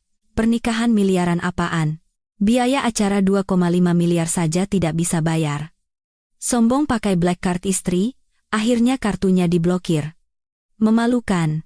Seorang wanita di sampingnya menambahkan, sambil memotret kekacauan di lantai dengan ponselnya, iya, loh. Tadi dengar manajer hotel mau menuntut si Baskara atas tuduhan penipuan, biaya tempat, makanan, dekorasi bunga, belum dibayar sepeser pun. Tamu lain datang dan menunjuk papan nama Baskara, Larissa di belakang panggung sambil tertawa terpingkal-pingkal. Lihat nama itu. Dihiasi emas berkilauan. Sekarang kelihatannya lucu sekali, yang satu menantu numpang hidup, yang satu selingkuhan mata duitan. Cocok sekali, saya melihat gambar di video dan teringat pagi tadi saat Baskara masih bilang sedang lembur. Tapi siangnya, ia sudah mengenakan tuxedo putih menerima ucapan selamat dari semua orang. Tapi sekarang, tidak ada yang mau membersihkan kekacauan ini. Di hati saya hanya ada tawa dingin. Pesan dari sekretaris terus masuk. Nona, sudah ditanyakan ke pihak hotel. Sebagian besar tamu sudah pulang sejak siang. Sekarang tinggal beberapa orang yang menunggu untuk melihat bagaimana Baskara akan menyelesaikannya. Tadi Pak Wang yang bisnis bahan bangunan juga bilang tidak mau lagi berurusan dengan orang sial seperti si Baskara, lalu pulang. Ayah mengambil telepon dan menjawab sekretaris. Suruh hotel tangani sesuai prosedur saja. Tidak usah menjaga muka si Baskara. Kalau dia masih ngeyel, biar tim hukum kita yang urus. Tidak lama, pengawal mengirimkan video lain. Ini video yang diambil dari sekitar hotel. Di layar, sebuah sedan hitam berhenti di depan hotel, dan seorang wanita bergaun turun. Dia adalah tamu yang duduk di barisan depan di pernikahan tadi pagi, katanya salah satu mitra bisnis Baskara. Begitu turun dari mobil, sekelompok orang yang sepertinya wartawan mengerumuninya, mikrofon disodorkan ke mulutnya. Ibu, Anda menghadiri pernikahan Pak Baskara, ya? Bagaimana situasi di dalam? Kabar angin yang mengatakan dia menggelar pernikahan dengan black card istrinya lalu kartunya diblokir. Apa itu benar? Wanita itu merapikan gaunnya dan berkata dengan nada meremehkan. Saya tidak tinggal sampai acara selesai. Saya sudah pulang dari siang. Pernikahan miliaran apaan? Bohong semua. Pak Baskara adalah orang yang tidak bisa dipercaya sama sekali. Selingkuh saat masih menikah, menggelapkan harta bersama. Orang seperti itu tidak bisa diajak bisnis lagi. Perusahaan kami sedang mempersiapkan pembatalan kontrak. Setelah selesai bicara, ia cepat-cepat masuk ke mobil dan mobil itu melaju kencang. Wartawan yang tersisa masih berbicara ke kamera. Pemirsa, seperti yang Anda lihat, pernikahan Pak Baskara telah menjadi drama penipuan abad ini. Bukan hanya tidak membayar biaya, ia juga ditinggalkan oleh mitra bisnisnya secara terang-terangan. Saya menutup video dan bersandar di sofa, merasa lega seketika. Dulu saya tidak pernah tahu seberapa luas citra Baskara di luar sana. Tapi sekarang saya sadar, semua koneksi dan citra yang ia miliki adalah karena nama besar keluarga saya. Tanpa itu, dia hanyalah orang biasa yang lebih rendah dari orang kebanyakan. Sekitar pukul 3 sore, ada kabar dari sekretaris lagi. Pak, Nona, tamu terakhir di hotel sudah pulang semua. Sebelum pulang, mereka membuang souvenir yang disiapkan Baskara di pintu masuk hotel. Itu set parfum seharga jutaan.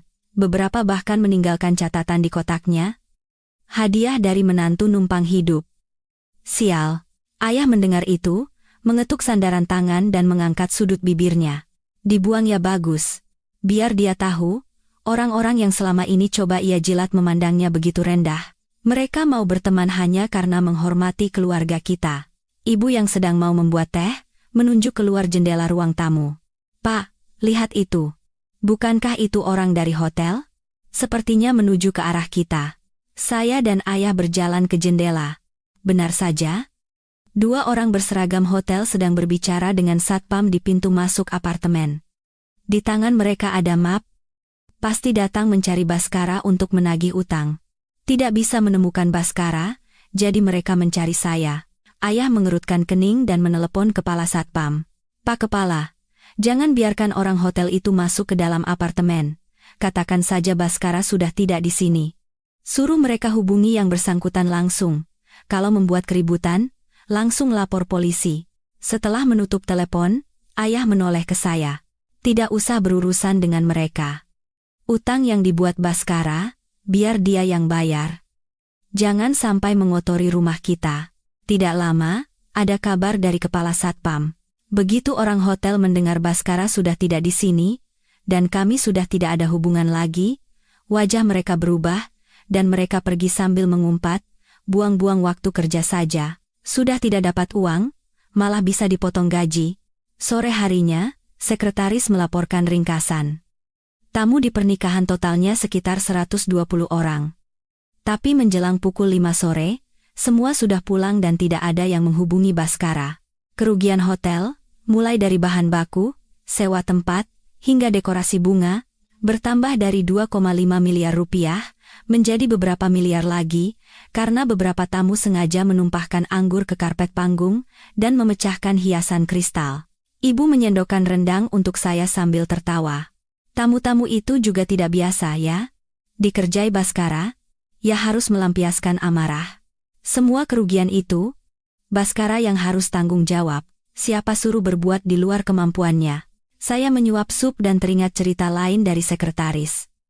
Baskara diam-diam menelepon manajer hotel siang tadi, meminta untuk menangguhkan tagihan, bilang begitu urusan perusahaannya selesai akan segera membayar. Tapi manajer hotel langsung memarahinya. Pak Baskara, jangan beri saya harapan palsu lagi. Sekarang seluruh hotel membicarakan Anda.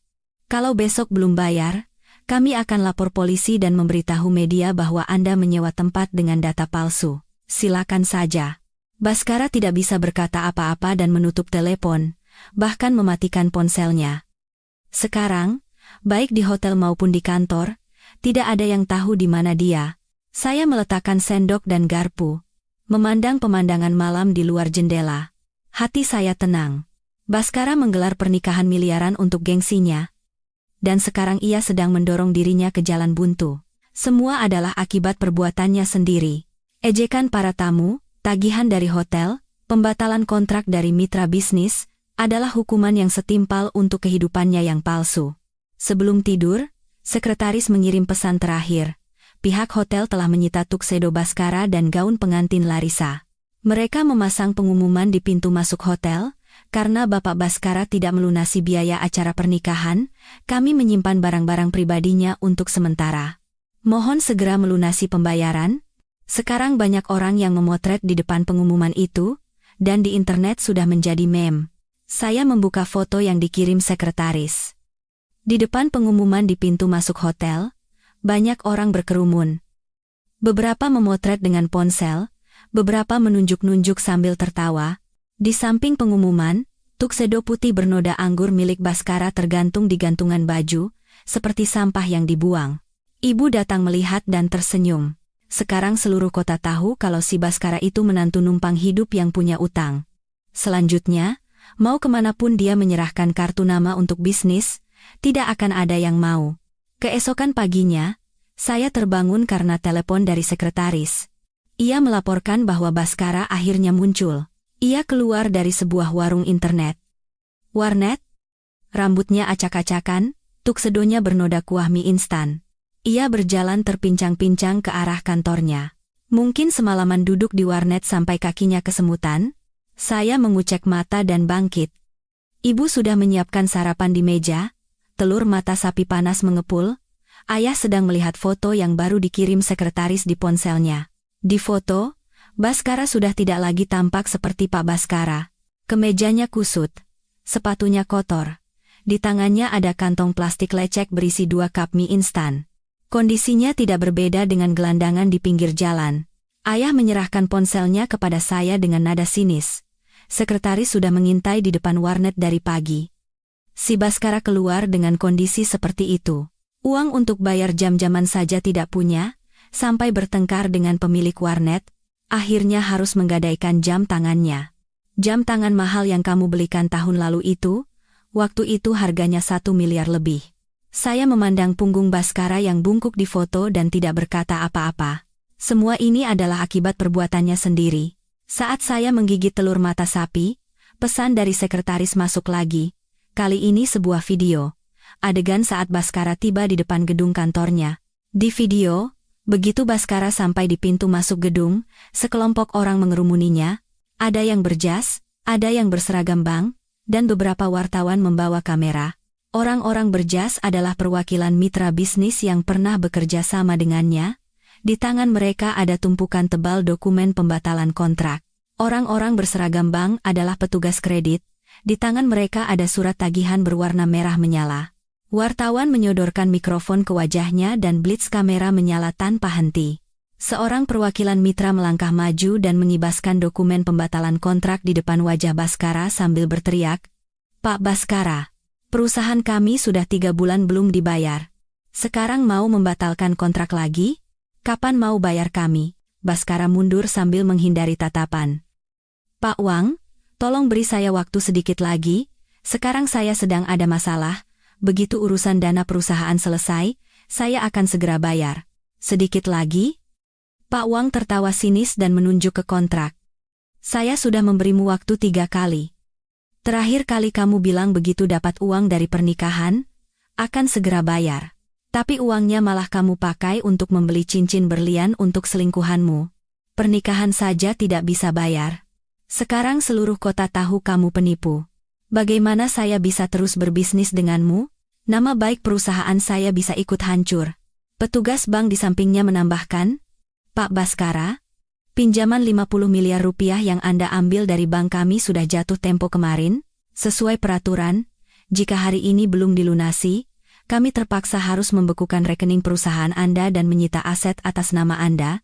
Baskara berkata dengan suara bergetar, "Bapak petugas, tolong beri saya waktu 15 hari lagi. Saya pasti akan cari uangnya." 15 hari? Petugas bank menggeleng dan berkata dengan tegas, "Kami sudah memberimu cukup waktu. Awalnya Anda bisa dapat pinjaman karena dijamin oleh Pak Wijaya. Sekarang jaminannya sudah dicabut, dan Anda tidak punya aset lain sebagai jaminan. Kami terpaksa harus bertindak sesuai prosedur." "Siapa yang akan bertanggung jawab atas kerugian bank?" Pertanyaan dari wartawan semakin tajam. "Pak Baskara, kabar angin yang mengatakan Anda menggelar pernikahan dengan black card istri Anda lalu kartunya diblokir. Apa itu benar? Anda selingkuh selama pernikahan dan menggelapkan harta bersama? Apa Anda tidak merasa bersalah pada istri Anda? Perusahaan akan bangkrut. Bagaimana nasib karyawan Anda? Baskara tidak menjawab apa-apa. Ia memeluk kepalanya dan terduduk di lantai. Ia bergumam berulang kali, "Jangan tanya lagi. Tidak ada uang. Tidak ada jalan lain." Orang-orang mulai berkerumun semakin banyak. Beberapa memotret dengan ponsel, beberapa menunjuk-nunjuk ke arahnya. Di samping ada yang berteriak, "Penipu seperti itu harus dipenjara." Suara sekretaris terdengar dari telepon. "Nona, sekarang Pak Baskara dikepung wartawan dan penagih utang, tidak bisa masuk kantor. Tadi dia diam-diam menelepon saya, minta saya memohon pada Pak Wijaya untuk memberinya kesempatan lagi. Saya langsung tutup teleponnya." Ayah mengambil telepon dan berkata pada sekretaris, "Bagus, tidak usah beri dia kesempatan. Awasi terus apa yang akan dia lakukan lagi dan laporkan." Setelah menutup telepon, ibu datang membawa segelas susu sambil tersenyum. "Rasakan. Dulu mengandalkan nama besar keluarga kita, sombong sekali perusahaannya. Sekarang tidak ada dukungan. Langsung kelihatan aslinya. Pinjaman saja tidak bisa bayar." Saya membuka laptop dan mencari kata kunci Baskara dan Baskara Teknologi. Berita-berita muncul. CEO Baskara, teknologi selingkuh, ditinggal mitra bisnis. Black Card diblokir, pernikahan miliaran rupiah jadi drama penipuan. Baskara Teknologi terancam bangkrut, karyawan tidak dibayar. Di bawah setiap berita, ada ratusan komentar. Menantu numpang hidup seperti itu harus bangkrut baru sadar. Sukses karena istri, masih selingkuh. Menjijikkan. Istrinya benar sekali, cerai adalah keputusan cerdas. Saat itu, pesan dari sekretaris masuk lagi. "Nona, Pak Baskara dikepung penagih utang selama lebih dari 1 jam. Akhirnya dengan bantuan Satpam, ia berhasil masuk ke perusahaan. Tapi di dalam juga kacau. Lebih dari 10 karyawan mengajukan pengunduran diri dan berdemo menuntut gaji yang tertunggak. Mereka bilang kalau tidak dibayar, akan lapor ke Dinas Tenaga Kerja."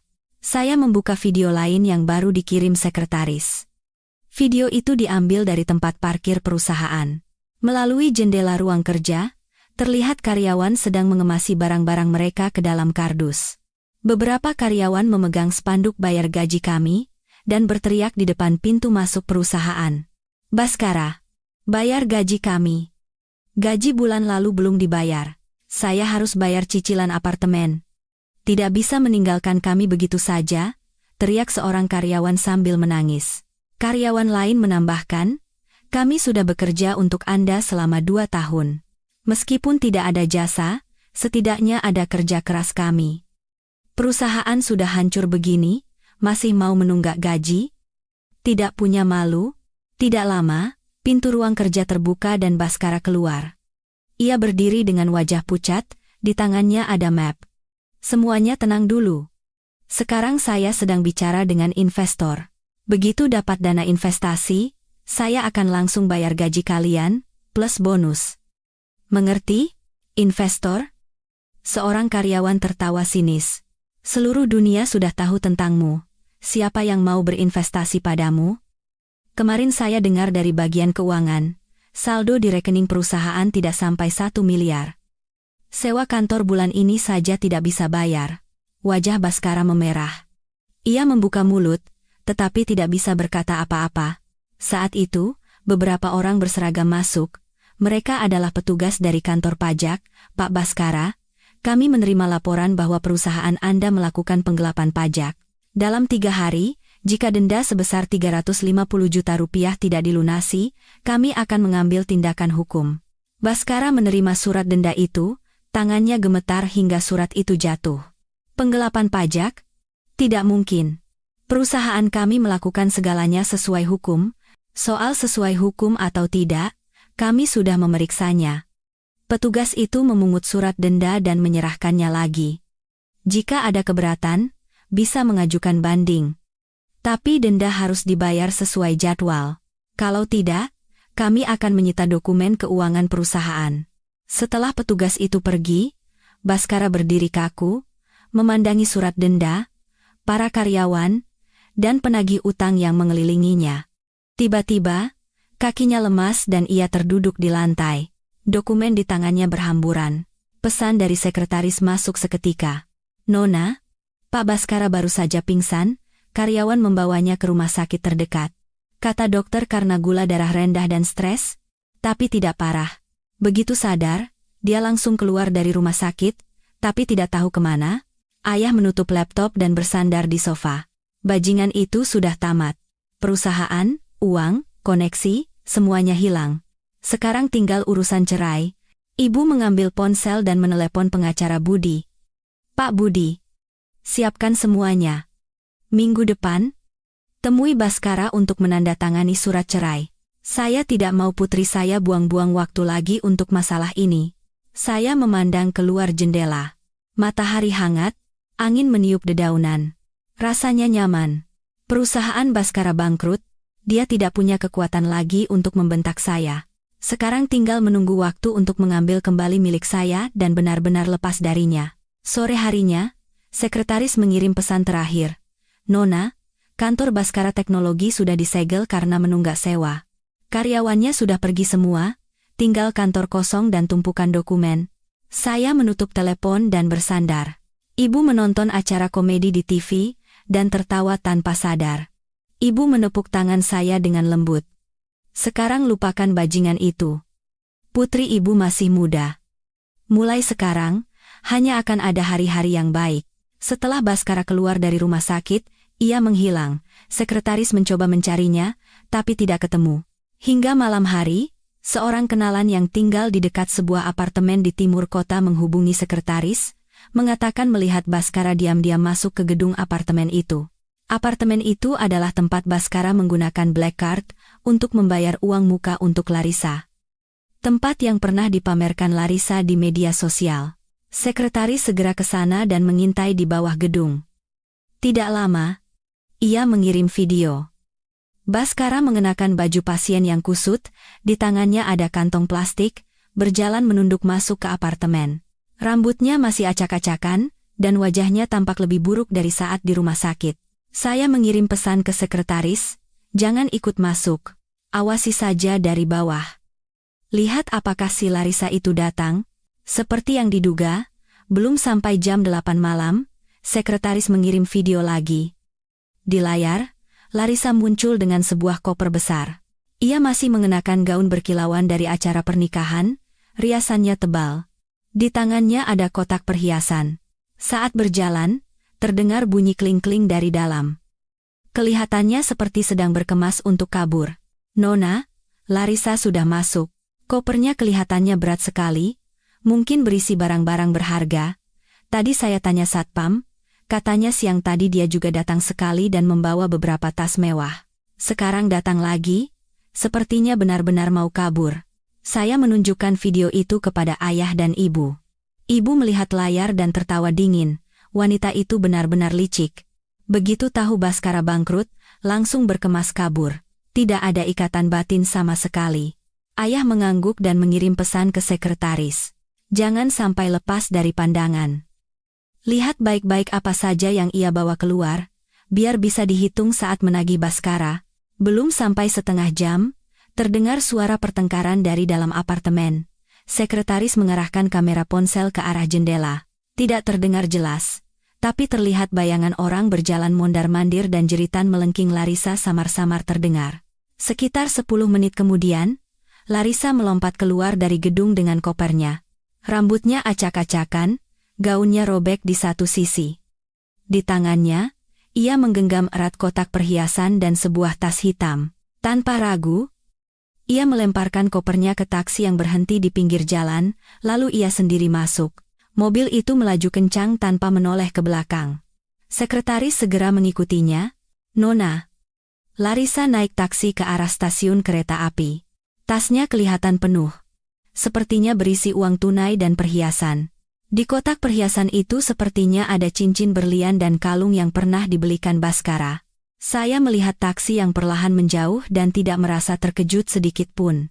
Larissa pacaran dengan Baskara karena uang sejak awal. Sekarang dia bangkrut, Larissa tidak punya alasan untuk tetap di sisinya. Tidak lama, sekretaris mengirim video yang lebih jelas. Video itu diambil dari belakang taksi. Larissa duduk di kursi depan, membuka tas hitam dan menghitung uang, tersenyum lebar. Kondisinya yang menyedihkan, saat bertengkar di apartemen tadi lenyap tak berbekas. Wanita itu menakutkan sekali. Ibu melihat video itu dan memukul sofa. Baskara sudah susah payah membelikannya rumah, membelikannya cincin berlian. Saat dia susah begini, bukannya membantu, malah berkemas kabur. Benar-benar tidak punya hati nurani. Ayah malah tertawa seolah itu hal yang bagus. Baguslah. Biar Baskara tahu sifat asli wanita yang ia anggap cinta sejatinya. Kalau tahu wanita itu mencuri semua barangnya dan kabur, pasti dia syok. Seperti yang diduga, belum sampai jam 10 malam, ada pesan dari sekretaris, "Nona, Baskara keluar dari apartemen."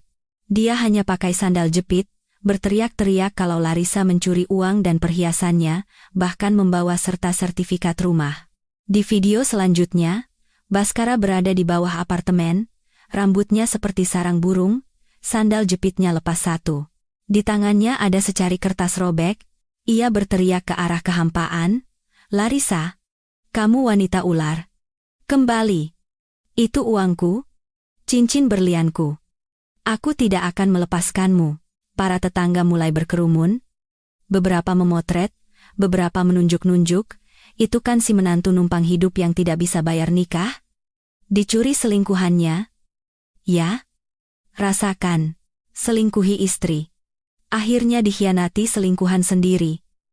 Rasakan? Baskara mendengar itu, marah hingga memungut batu di pinggir jalan dan melemparkannya ke jendela apartemen. Bunyi pecah terdengar bersamaan dengan kaca yang hancur.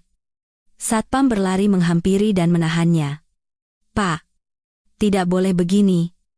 Kalau Bapak terus begini, saya panggil polisi." "Panggil saja." Baskara mendorong satpam itu dan terduduk di lantai, menangis meraung-raung. "Istri mau cerai. Selingkuhan mencuri uangku. Perusahaan bangkrut. Aku sudah tamat. Buat apa hidup lagi?" Pesan suara dari sekretaris masuk. "Nona?" Baskara mengamuk seperti ini, satpam jadi lapor polisi. Sebentar lagi polisi datang.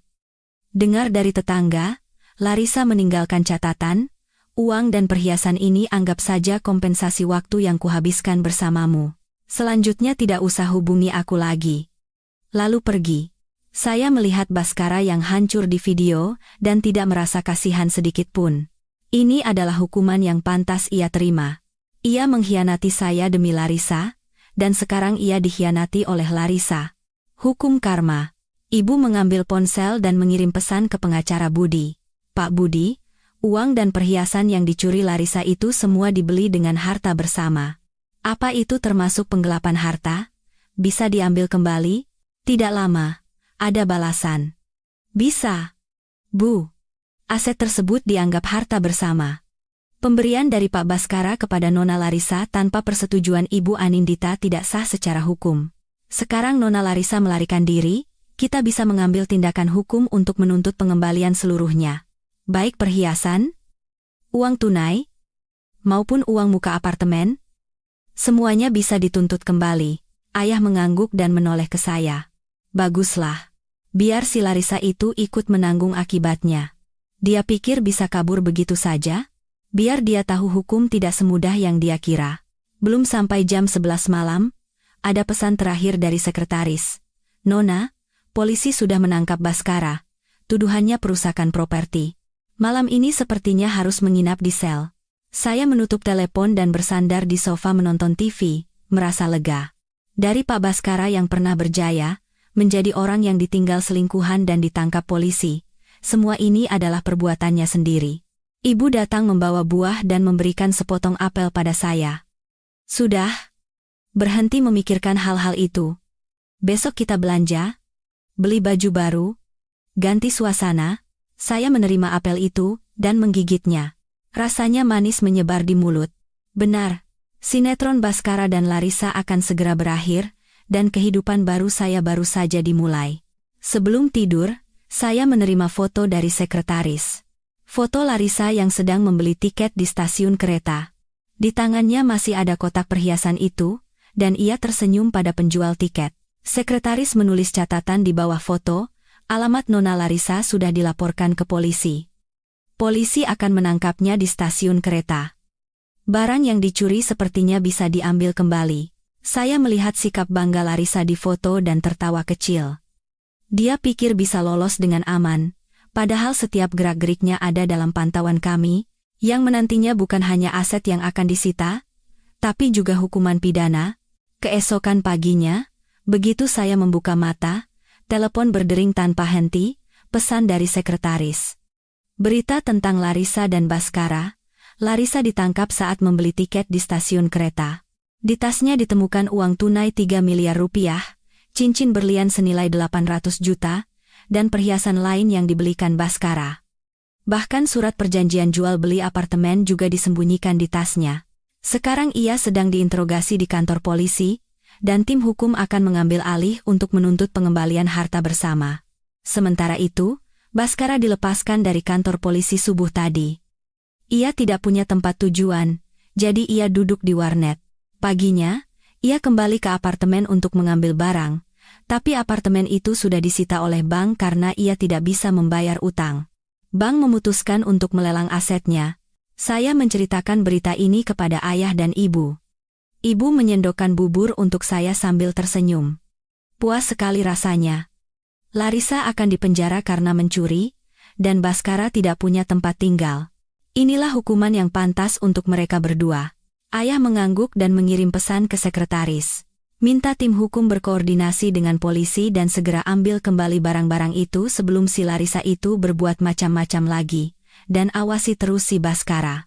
Sekarang sudah terpojok, entah akan berbuat gila apa. Belum selesai ayah bicara, ada telepon dari kepala satpam apartemen. Suaranya terdengar panik. "Nona, gawat, Pak Baskara datang ke pintu masuk apartemen kita. Dia pakai jaket tua. Di tangannya ada kantong aneh. Minta masuk untuk bertemu Nona. Waktu kita larang, dia duduk di lantai tidak mau pergi. Katanya kalau belum bertemu Nona, tidak akan pergi kemana-mana." Saya menghela napas.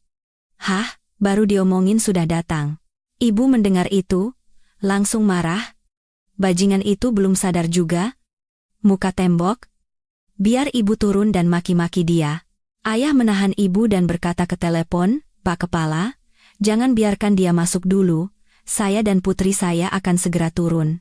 Setelah menutup telepon, ayah menoleh ke saya. "Tidak usah bicara apa-apa dengannya. Biar satpam saja yang usir. Nanti jadi ribut di depan apartemen, tidak enak dilihat." Saya mengangguk. Berganti pakaian, lalu turun bersama ayah. Sesampainya di pintu masuk, terlihat Baskara duduk di lantai. Ia mengenakan jaket biru tua yang warnanya sudah pudar. Celananya kotor. Di tangannya ada kantong plastik transparan berisi 2 kotak susu dan beberapa tangkai bunga anyelir layu, mungkin dipetik dari toko bunga pinggir jalan. Begitu melihat saya, matanya terbelalak. Ia bangkit dan mencoba berlari ke arah saya. Satpam segera menghalanginya. "Sayang, aku salah. Aku benar-benar salah. Kumohon, maafkan aku. Selanjutnya, aku tidak akan berurusan lagi dengan wanita seperti Larissa. Aku akan baik padamu. Kita mulai dari awal, ya?" Para tetangga mulai berkerumun, memotret dengan ponsel atau berbisik-bisik, "Itu kan si menantu numpang hidup yang selingkuh, sekarang minta maaf." Muka tembok. Saya tidak peduli dengan ucapan mereka. Saya mendekatinya, memandang kondisinya yang menyedihkan, dan berkata dengan suara sedingin es, "Baskara, masih punya muka untuk menemuiku? Lupa dengan pernikahan di Grand Cendana Hotel? Lupa dengan uang dari black cardku yang kau pakai untuk membeli cincin berlian untuk si Larissa? Lupa kalau perusahaanmu bangkrut dan kau punya banyak utang?" Wajah Baskara memerah. Ia menunduk, menggenggam kantong plastik itu erat-erat, dan berkata dengan suara rendah, "Aku tahu. Aku sudah kehilangan segalanya. Larissa juga mencuri uangku dan kabur. Perusahaan bangkrut. Sekarang aku tidak punya apa-apa lagi. Sayang, beri aku kesempatan sekali lagi." "Ya, kesempatan?" Saya tertawa sinis dan menunjuk ke tetangga yang berkerumun. Saat kau menggelar pernikahan, apa kau pernah memberiku kesempatan? Saat kau memakai uangku untuk membiayai selingkuhanmu, apa kau pernah memberiku kesempatan? Sekarang karena kau tidak punya apa-apa lagi, baru kau teringat padaku? Kau pikir itu masuk akal? Ibu juga mendekat dan menunjuk wajah Baskara sambil berteriak, dasar bajingan, putriku buta menikah dengan orang sepertimu. Sukses karena keluarga kami, lalu mengkhianati putriku. Sekarang memohon? Kau pikir akan berhasil? Mimpi saja. Baskara dimaki-maki ibu sampai tidak berani mengangkat wajah. Tiba-tiba, ia berlutut di lantai dengan bunyi duk. Orang-orang di sekitar terkejut. Baskara berlutut sambil menangis. Sayang, kumohon. Aku benar-benar salah. Selanjutnya aku akan melakukan apa saja. Pekerjaan rumah, memasak, apapun yang kau suruh akan kulakukan. Kumohon, jangan tinggalkan aku, ia berkata sambil mencoba memegang celana saya, tetapi saya mundur dan memberi isyarat pada satpam untuk menariknya. Baskara, berhenti bersandiwara. Kau memohon padaku sekarang bukan karena cinta, tapi karena kau sudah terpojok. Kau mau memanfaatkanku sebagai tangga untuk bangkit lagi, kan? Aku tahu. Aku tidak akan tertipu.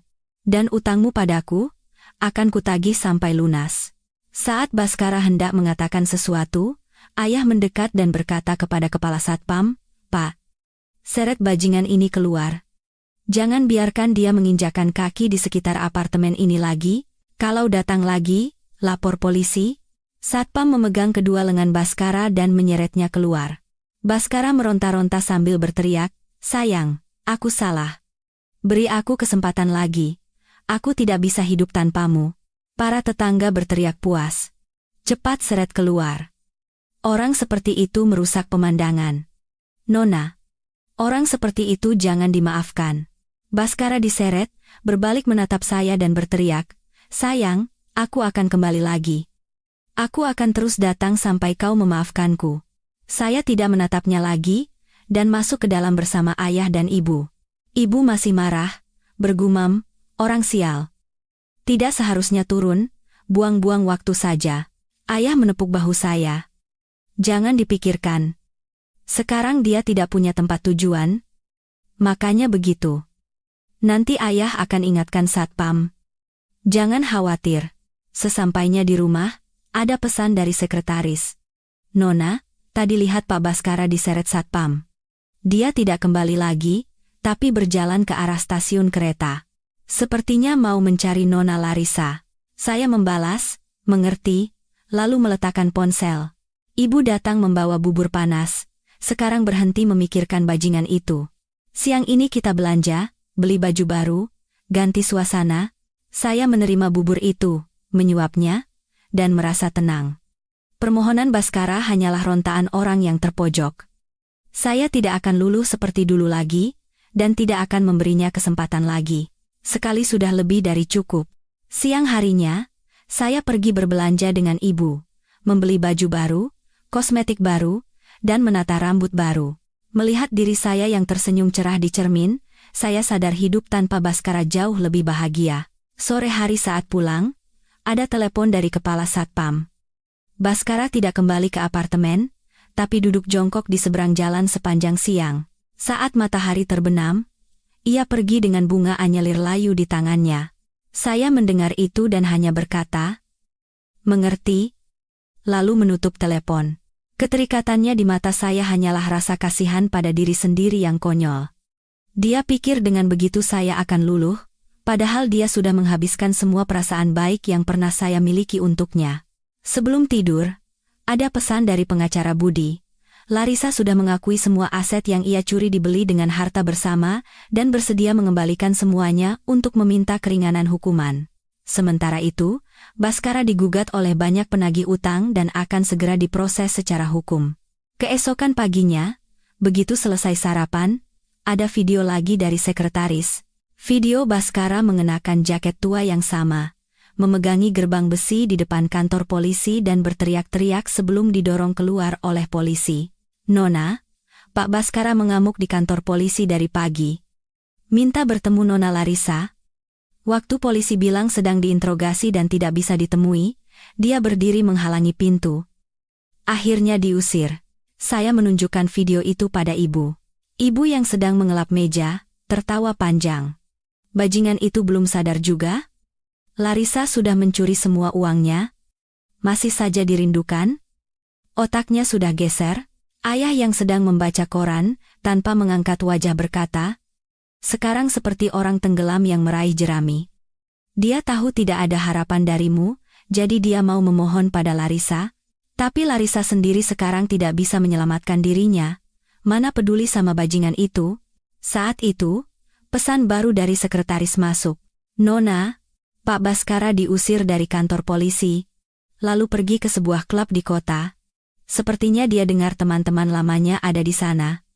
Mungkin mau pinjam uang. Saya memeriksa lokasi real-time yang dikirim sekretaris. Klub itu tidak jauh dari rumah saya. Siang ini juga tidak ada kerjaan. Jadi saya mengirim pesan ke sekretaris, jangan terlalu dekat. Awasi saja dari jauh.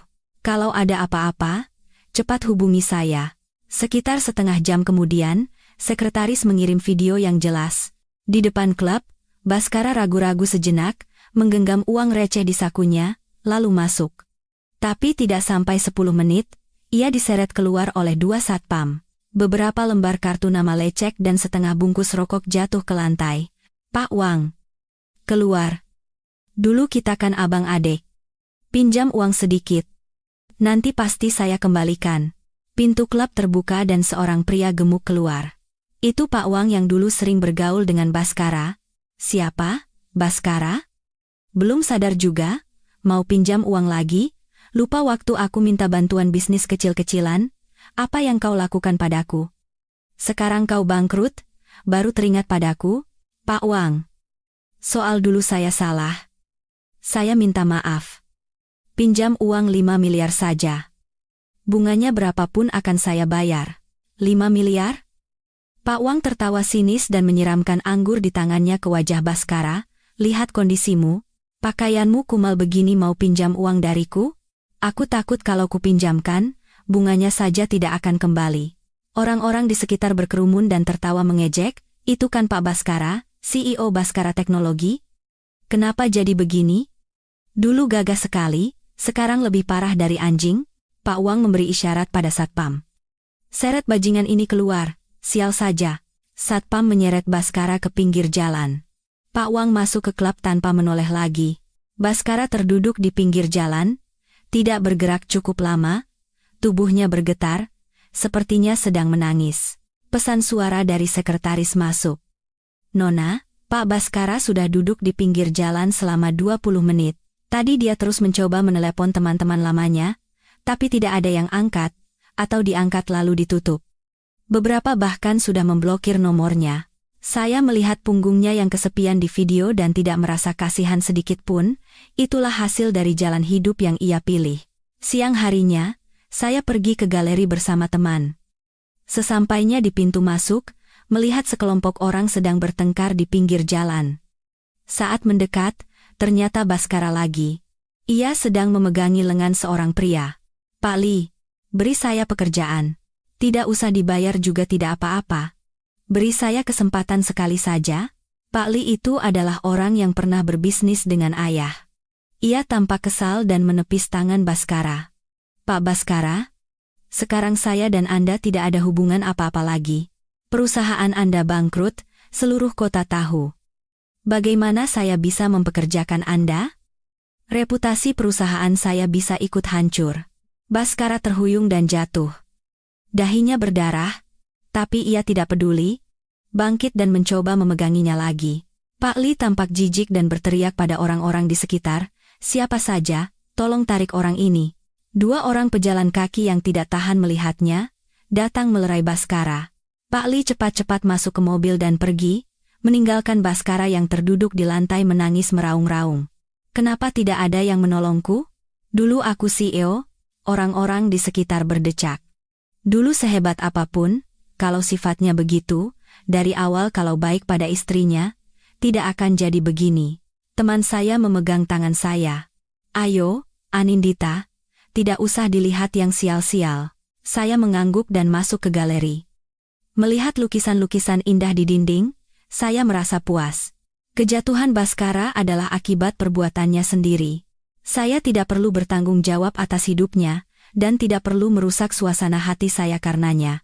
Sore hari saat pulang, ada pesan terakhir dari sekretaris. Nona, setelah dari depan galeri, Pak Baskara pergi ke warung makan dan memesan mie instan termurah. Uangnya tidak cukup untuk membayar. Sekarang dia harus cuci piring di warung itu. Kelihatannya akan sulit untuk bangkit lagi. Saya membalas, mengerti, lalu meletakkan ponsel. Ibu datang membawa sup panas sambil tersenyum dan bertanya, "Hari ini ke galeri seru? Dengar dari temanmu? Beli lukisan juga?" "Iya, Bu." "Seru sekali." Saya menyuap sup. Merasa hangat di hati. Lukisan itu warnanya cerah sekali. Rencananya mau kupajang di kamar tidur. Ayah yang sedang duduk, meletakkan remote. "Baguslah." "Seru ya bagus. Selanjutnya lakukan saja apa yang kau suka."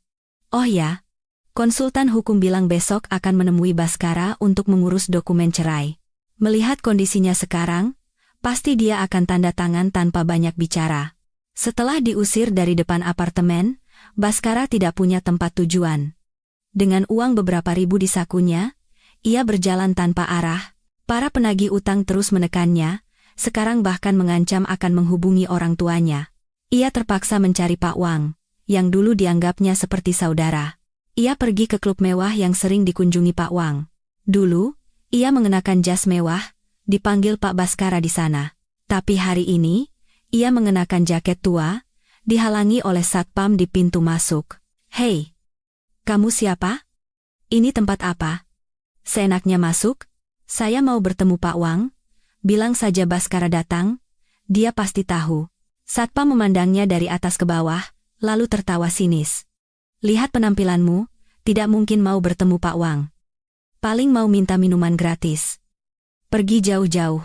Saat itu, sebuah mobil sedan hitam berhenti dan Pak Wang turun. Baskara melihatnya dan gembira, berteriak, "Pak Wang." Pak Wang melihat Baskara dan mengerutkan kening. Ia mendekat dan berkata dengan pandangan merendahkan, "Baskara, kenapa kau jadi begini?" "Kukira siapa?" "Pak Wang, sekarang saya benar-benar susah. Tolong pinjamkan uang sedikit, nanti pasti saya kembalikan." Melihat orang-orang mulai berkerumun, Pak Wang sengaja berkata dengan suara keras, "Pinjam uang? Lalu utang barang yang kau tunggak padaku selama 3 bulan bagaimana? Kau pikir aku akan meminjamkan uang pada orang sepertimu?" Wajah Baskara memerah. "Pak Wang, waktu itu perusahaan saya bangkrut, dan Larissa mencuri uang saya dan kabur. Tolonglah saya sekali ini saja. Itu kan salahmu sendiri." Pak Wang menunjuk wajah Baskara sambil berteriak, "Waktu kau memakai black card istrimu untuk menggelar pernikahan miliaran dengan selingkuhanmu, tidak berpikir akan ada hari ini? Sukses karena nama besar Pak Wijaya, lalu mengkhianatinya. Kondisimu sekarang, rasakan." Orang-orang di sekitar mulai berbisik, "Itu kan si menantu numpang hidup, rasakan, orang seperti itu tidak perlu ditolong." Baskara tidak berani mengangkat wajah, menangis memohon, "Pak Wang, tolonglah, selamatkan hidup saya. Kalau aku menolongmu, siapa yang akan menolongku?" Kata Pak Wang, lalu masuk ke dalam tanpa menoleh lagi, hanya meninggalkan pesan, "Jangan biarkan orang seperti itu masuk lagi." Baskara terduduk di lantai, menangis tanpa henti. Malam semakin larut, ia tidak punya tempat tujuan. Ia membeli sebotol air mineral termurah dari minimarket dan menginap di bangku taman kota. Tubuhnya menggigil kedinginan, menyesali hari-hari yang telah berlalu. Akhirnya ia sadar. Semua yang pernah ia miliki sesungguhnya berasal dari nama besar keluarga istrinya. Dan dialah yang telah menghancurkan semuanya dengan tangannya sendiri.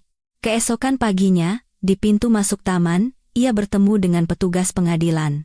Pak Wang menuntutnya atas tuduhan tidak membayar utang barang. Baskara menerima surat panggilan pengadilan dan merasa dunianya gelap. Sekarang ia tidak punya uang, tidak punya rumah, dan masih dituntut. Saat Baskara berdiri kebingungan di depan taman dengan surat panggilan di tangan, saya sedang menunggunya di kantor hukum untuk menandatangani surat cerai. Pengacara Budi menyerahkan surat cerai kepadanya, dan menjelaskan konsekuensi hukum yang lebih berat jika ia tidak mau menandatanganinya. Baskara menerima dokumen itu dengan tangan gemetar, menatap saya sambil memohon, "Sayang, kita tidak bisa bicara lagi?" Aku benar-benar salah, saya memotongnya. "Baskara, tanda tangani saja. Itu jalan terbaik untuk kita semua." Akhirnya, dengan tangan gemetar, ia menandatangani namanya di atas surat cerai. Hubungan kami yang buruk pun berakhir dengan sempurna. Beberapa hari kemudian, saya membuka studio desain atas nama saya sendiri.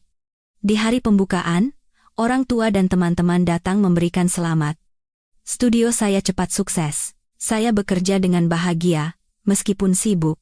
Suatu hari, saat sedang memilih bahan di pasar, saya bertemu dengan seorang pemasok yang pernah berbisnis dengan Baskara. Ia bercerita, beberapa hari yang lalu ia melihat Baskara sedang memunguti sisa sayuran yang dibuang orang di pasar. Kabarnya, sekarang ia menjadi gelandangan dan tidur di bawah jembatan. Saya mendengar itu dan tidak merasakan apa-apa. Hanya tersenyum dan berkata, "Ya, itu kan sudah berlalu." Benar, semuanya sudah berlalu.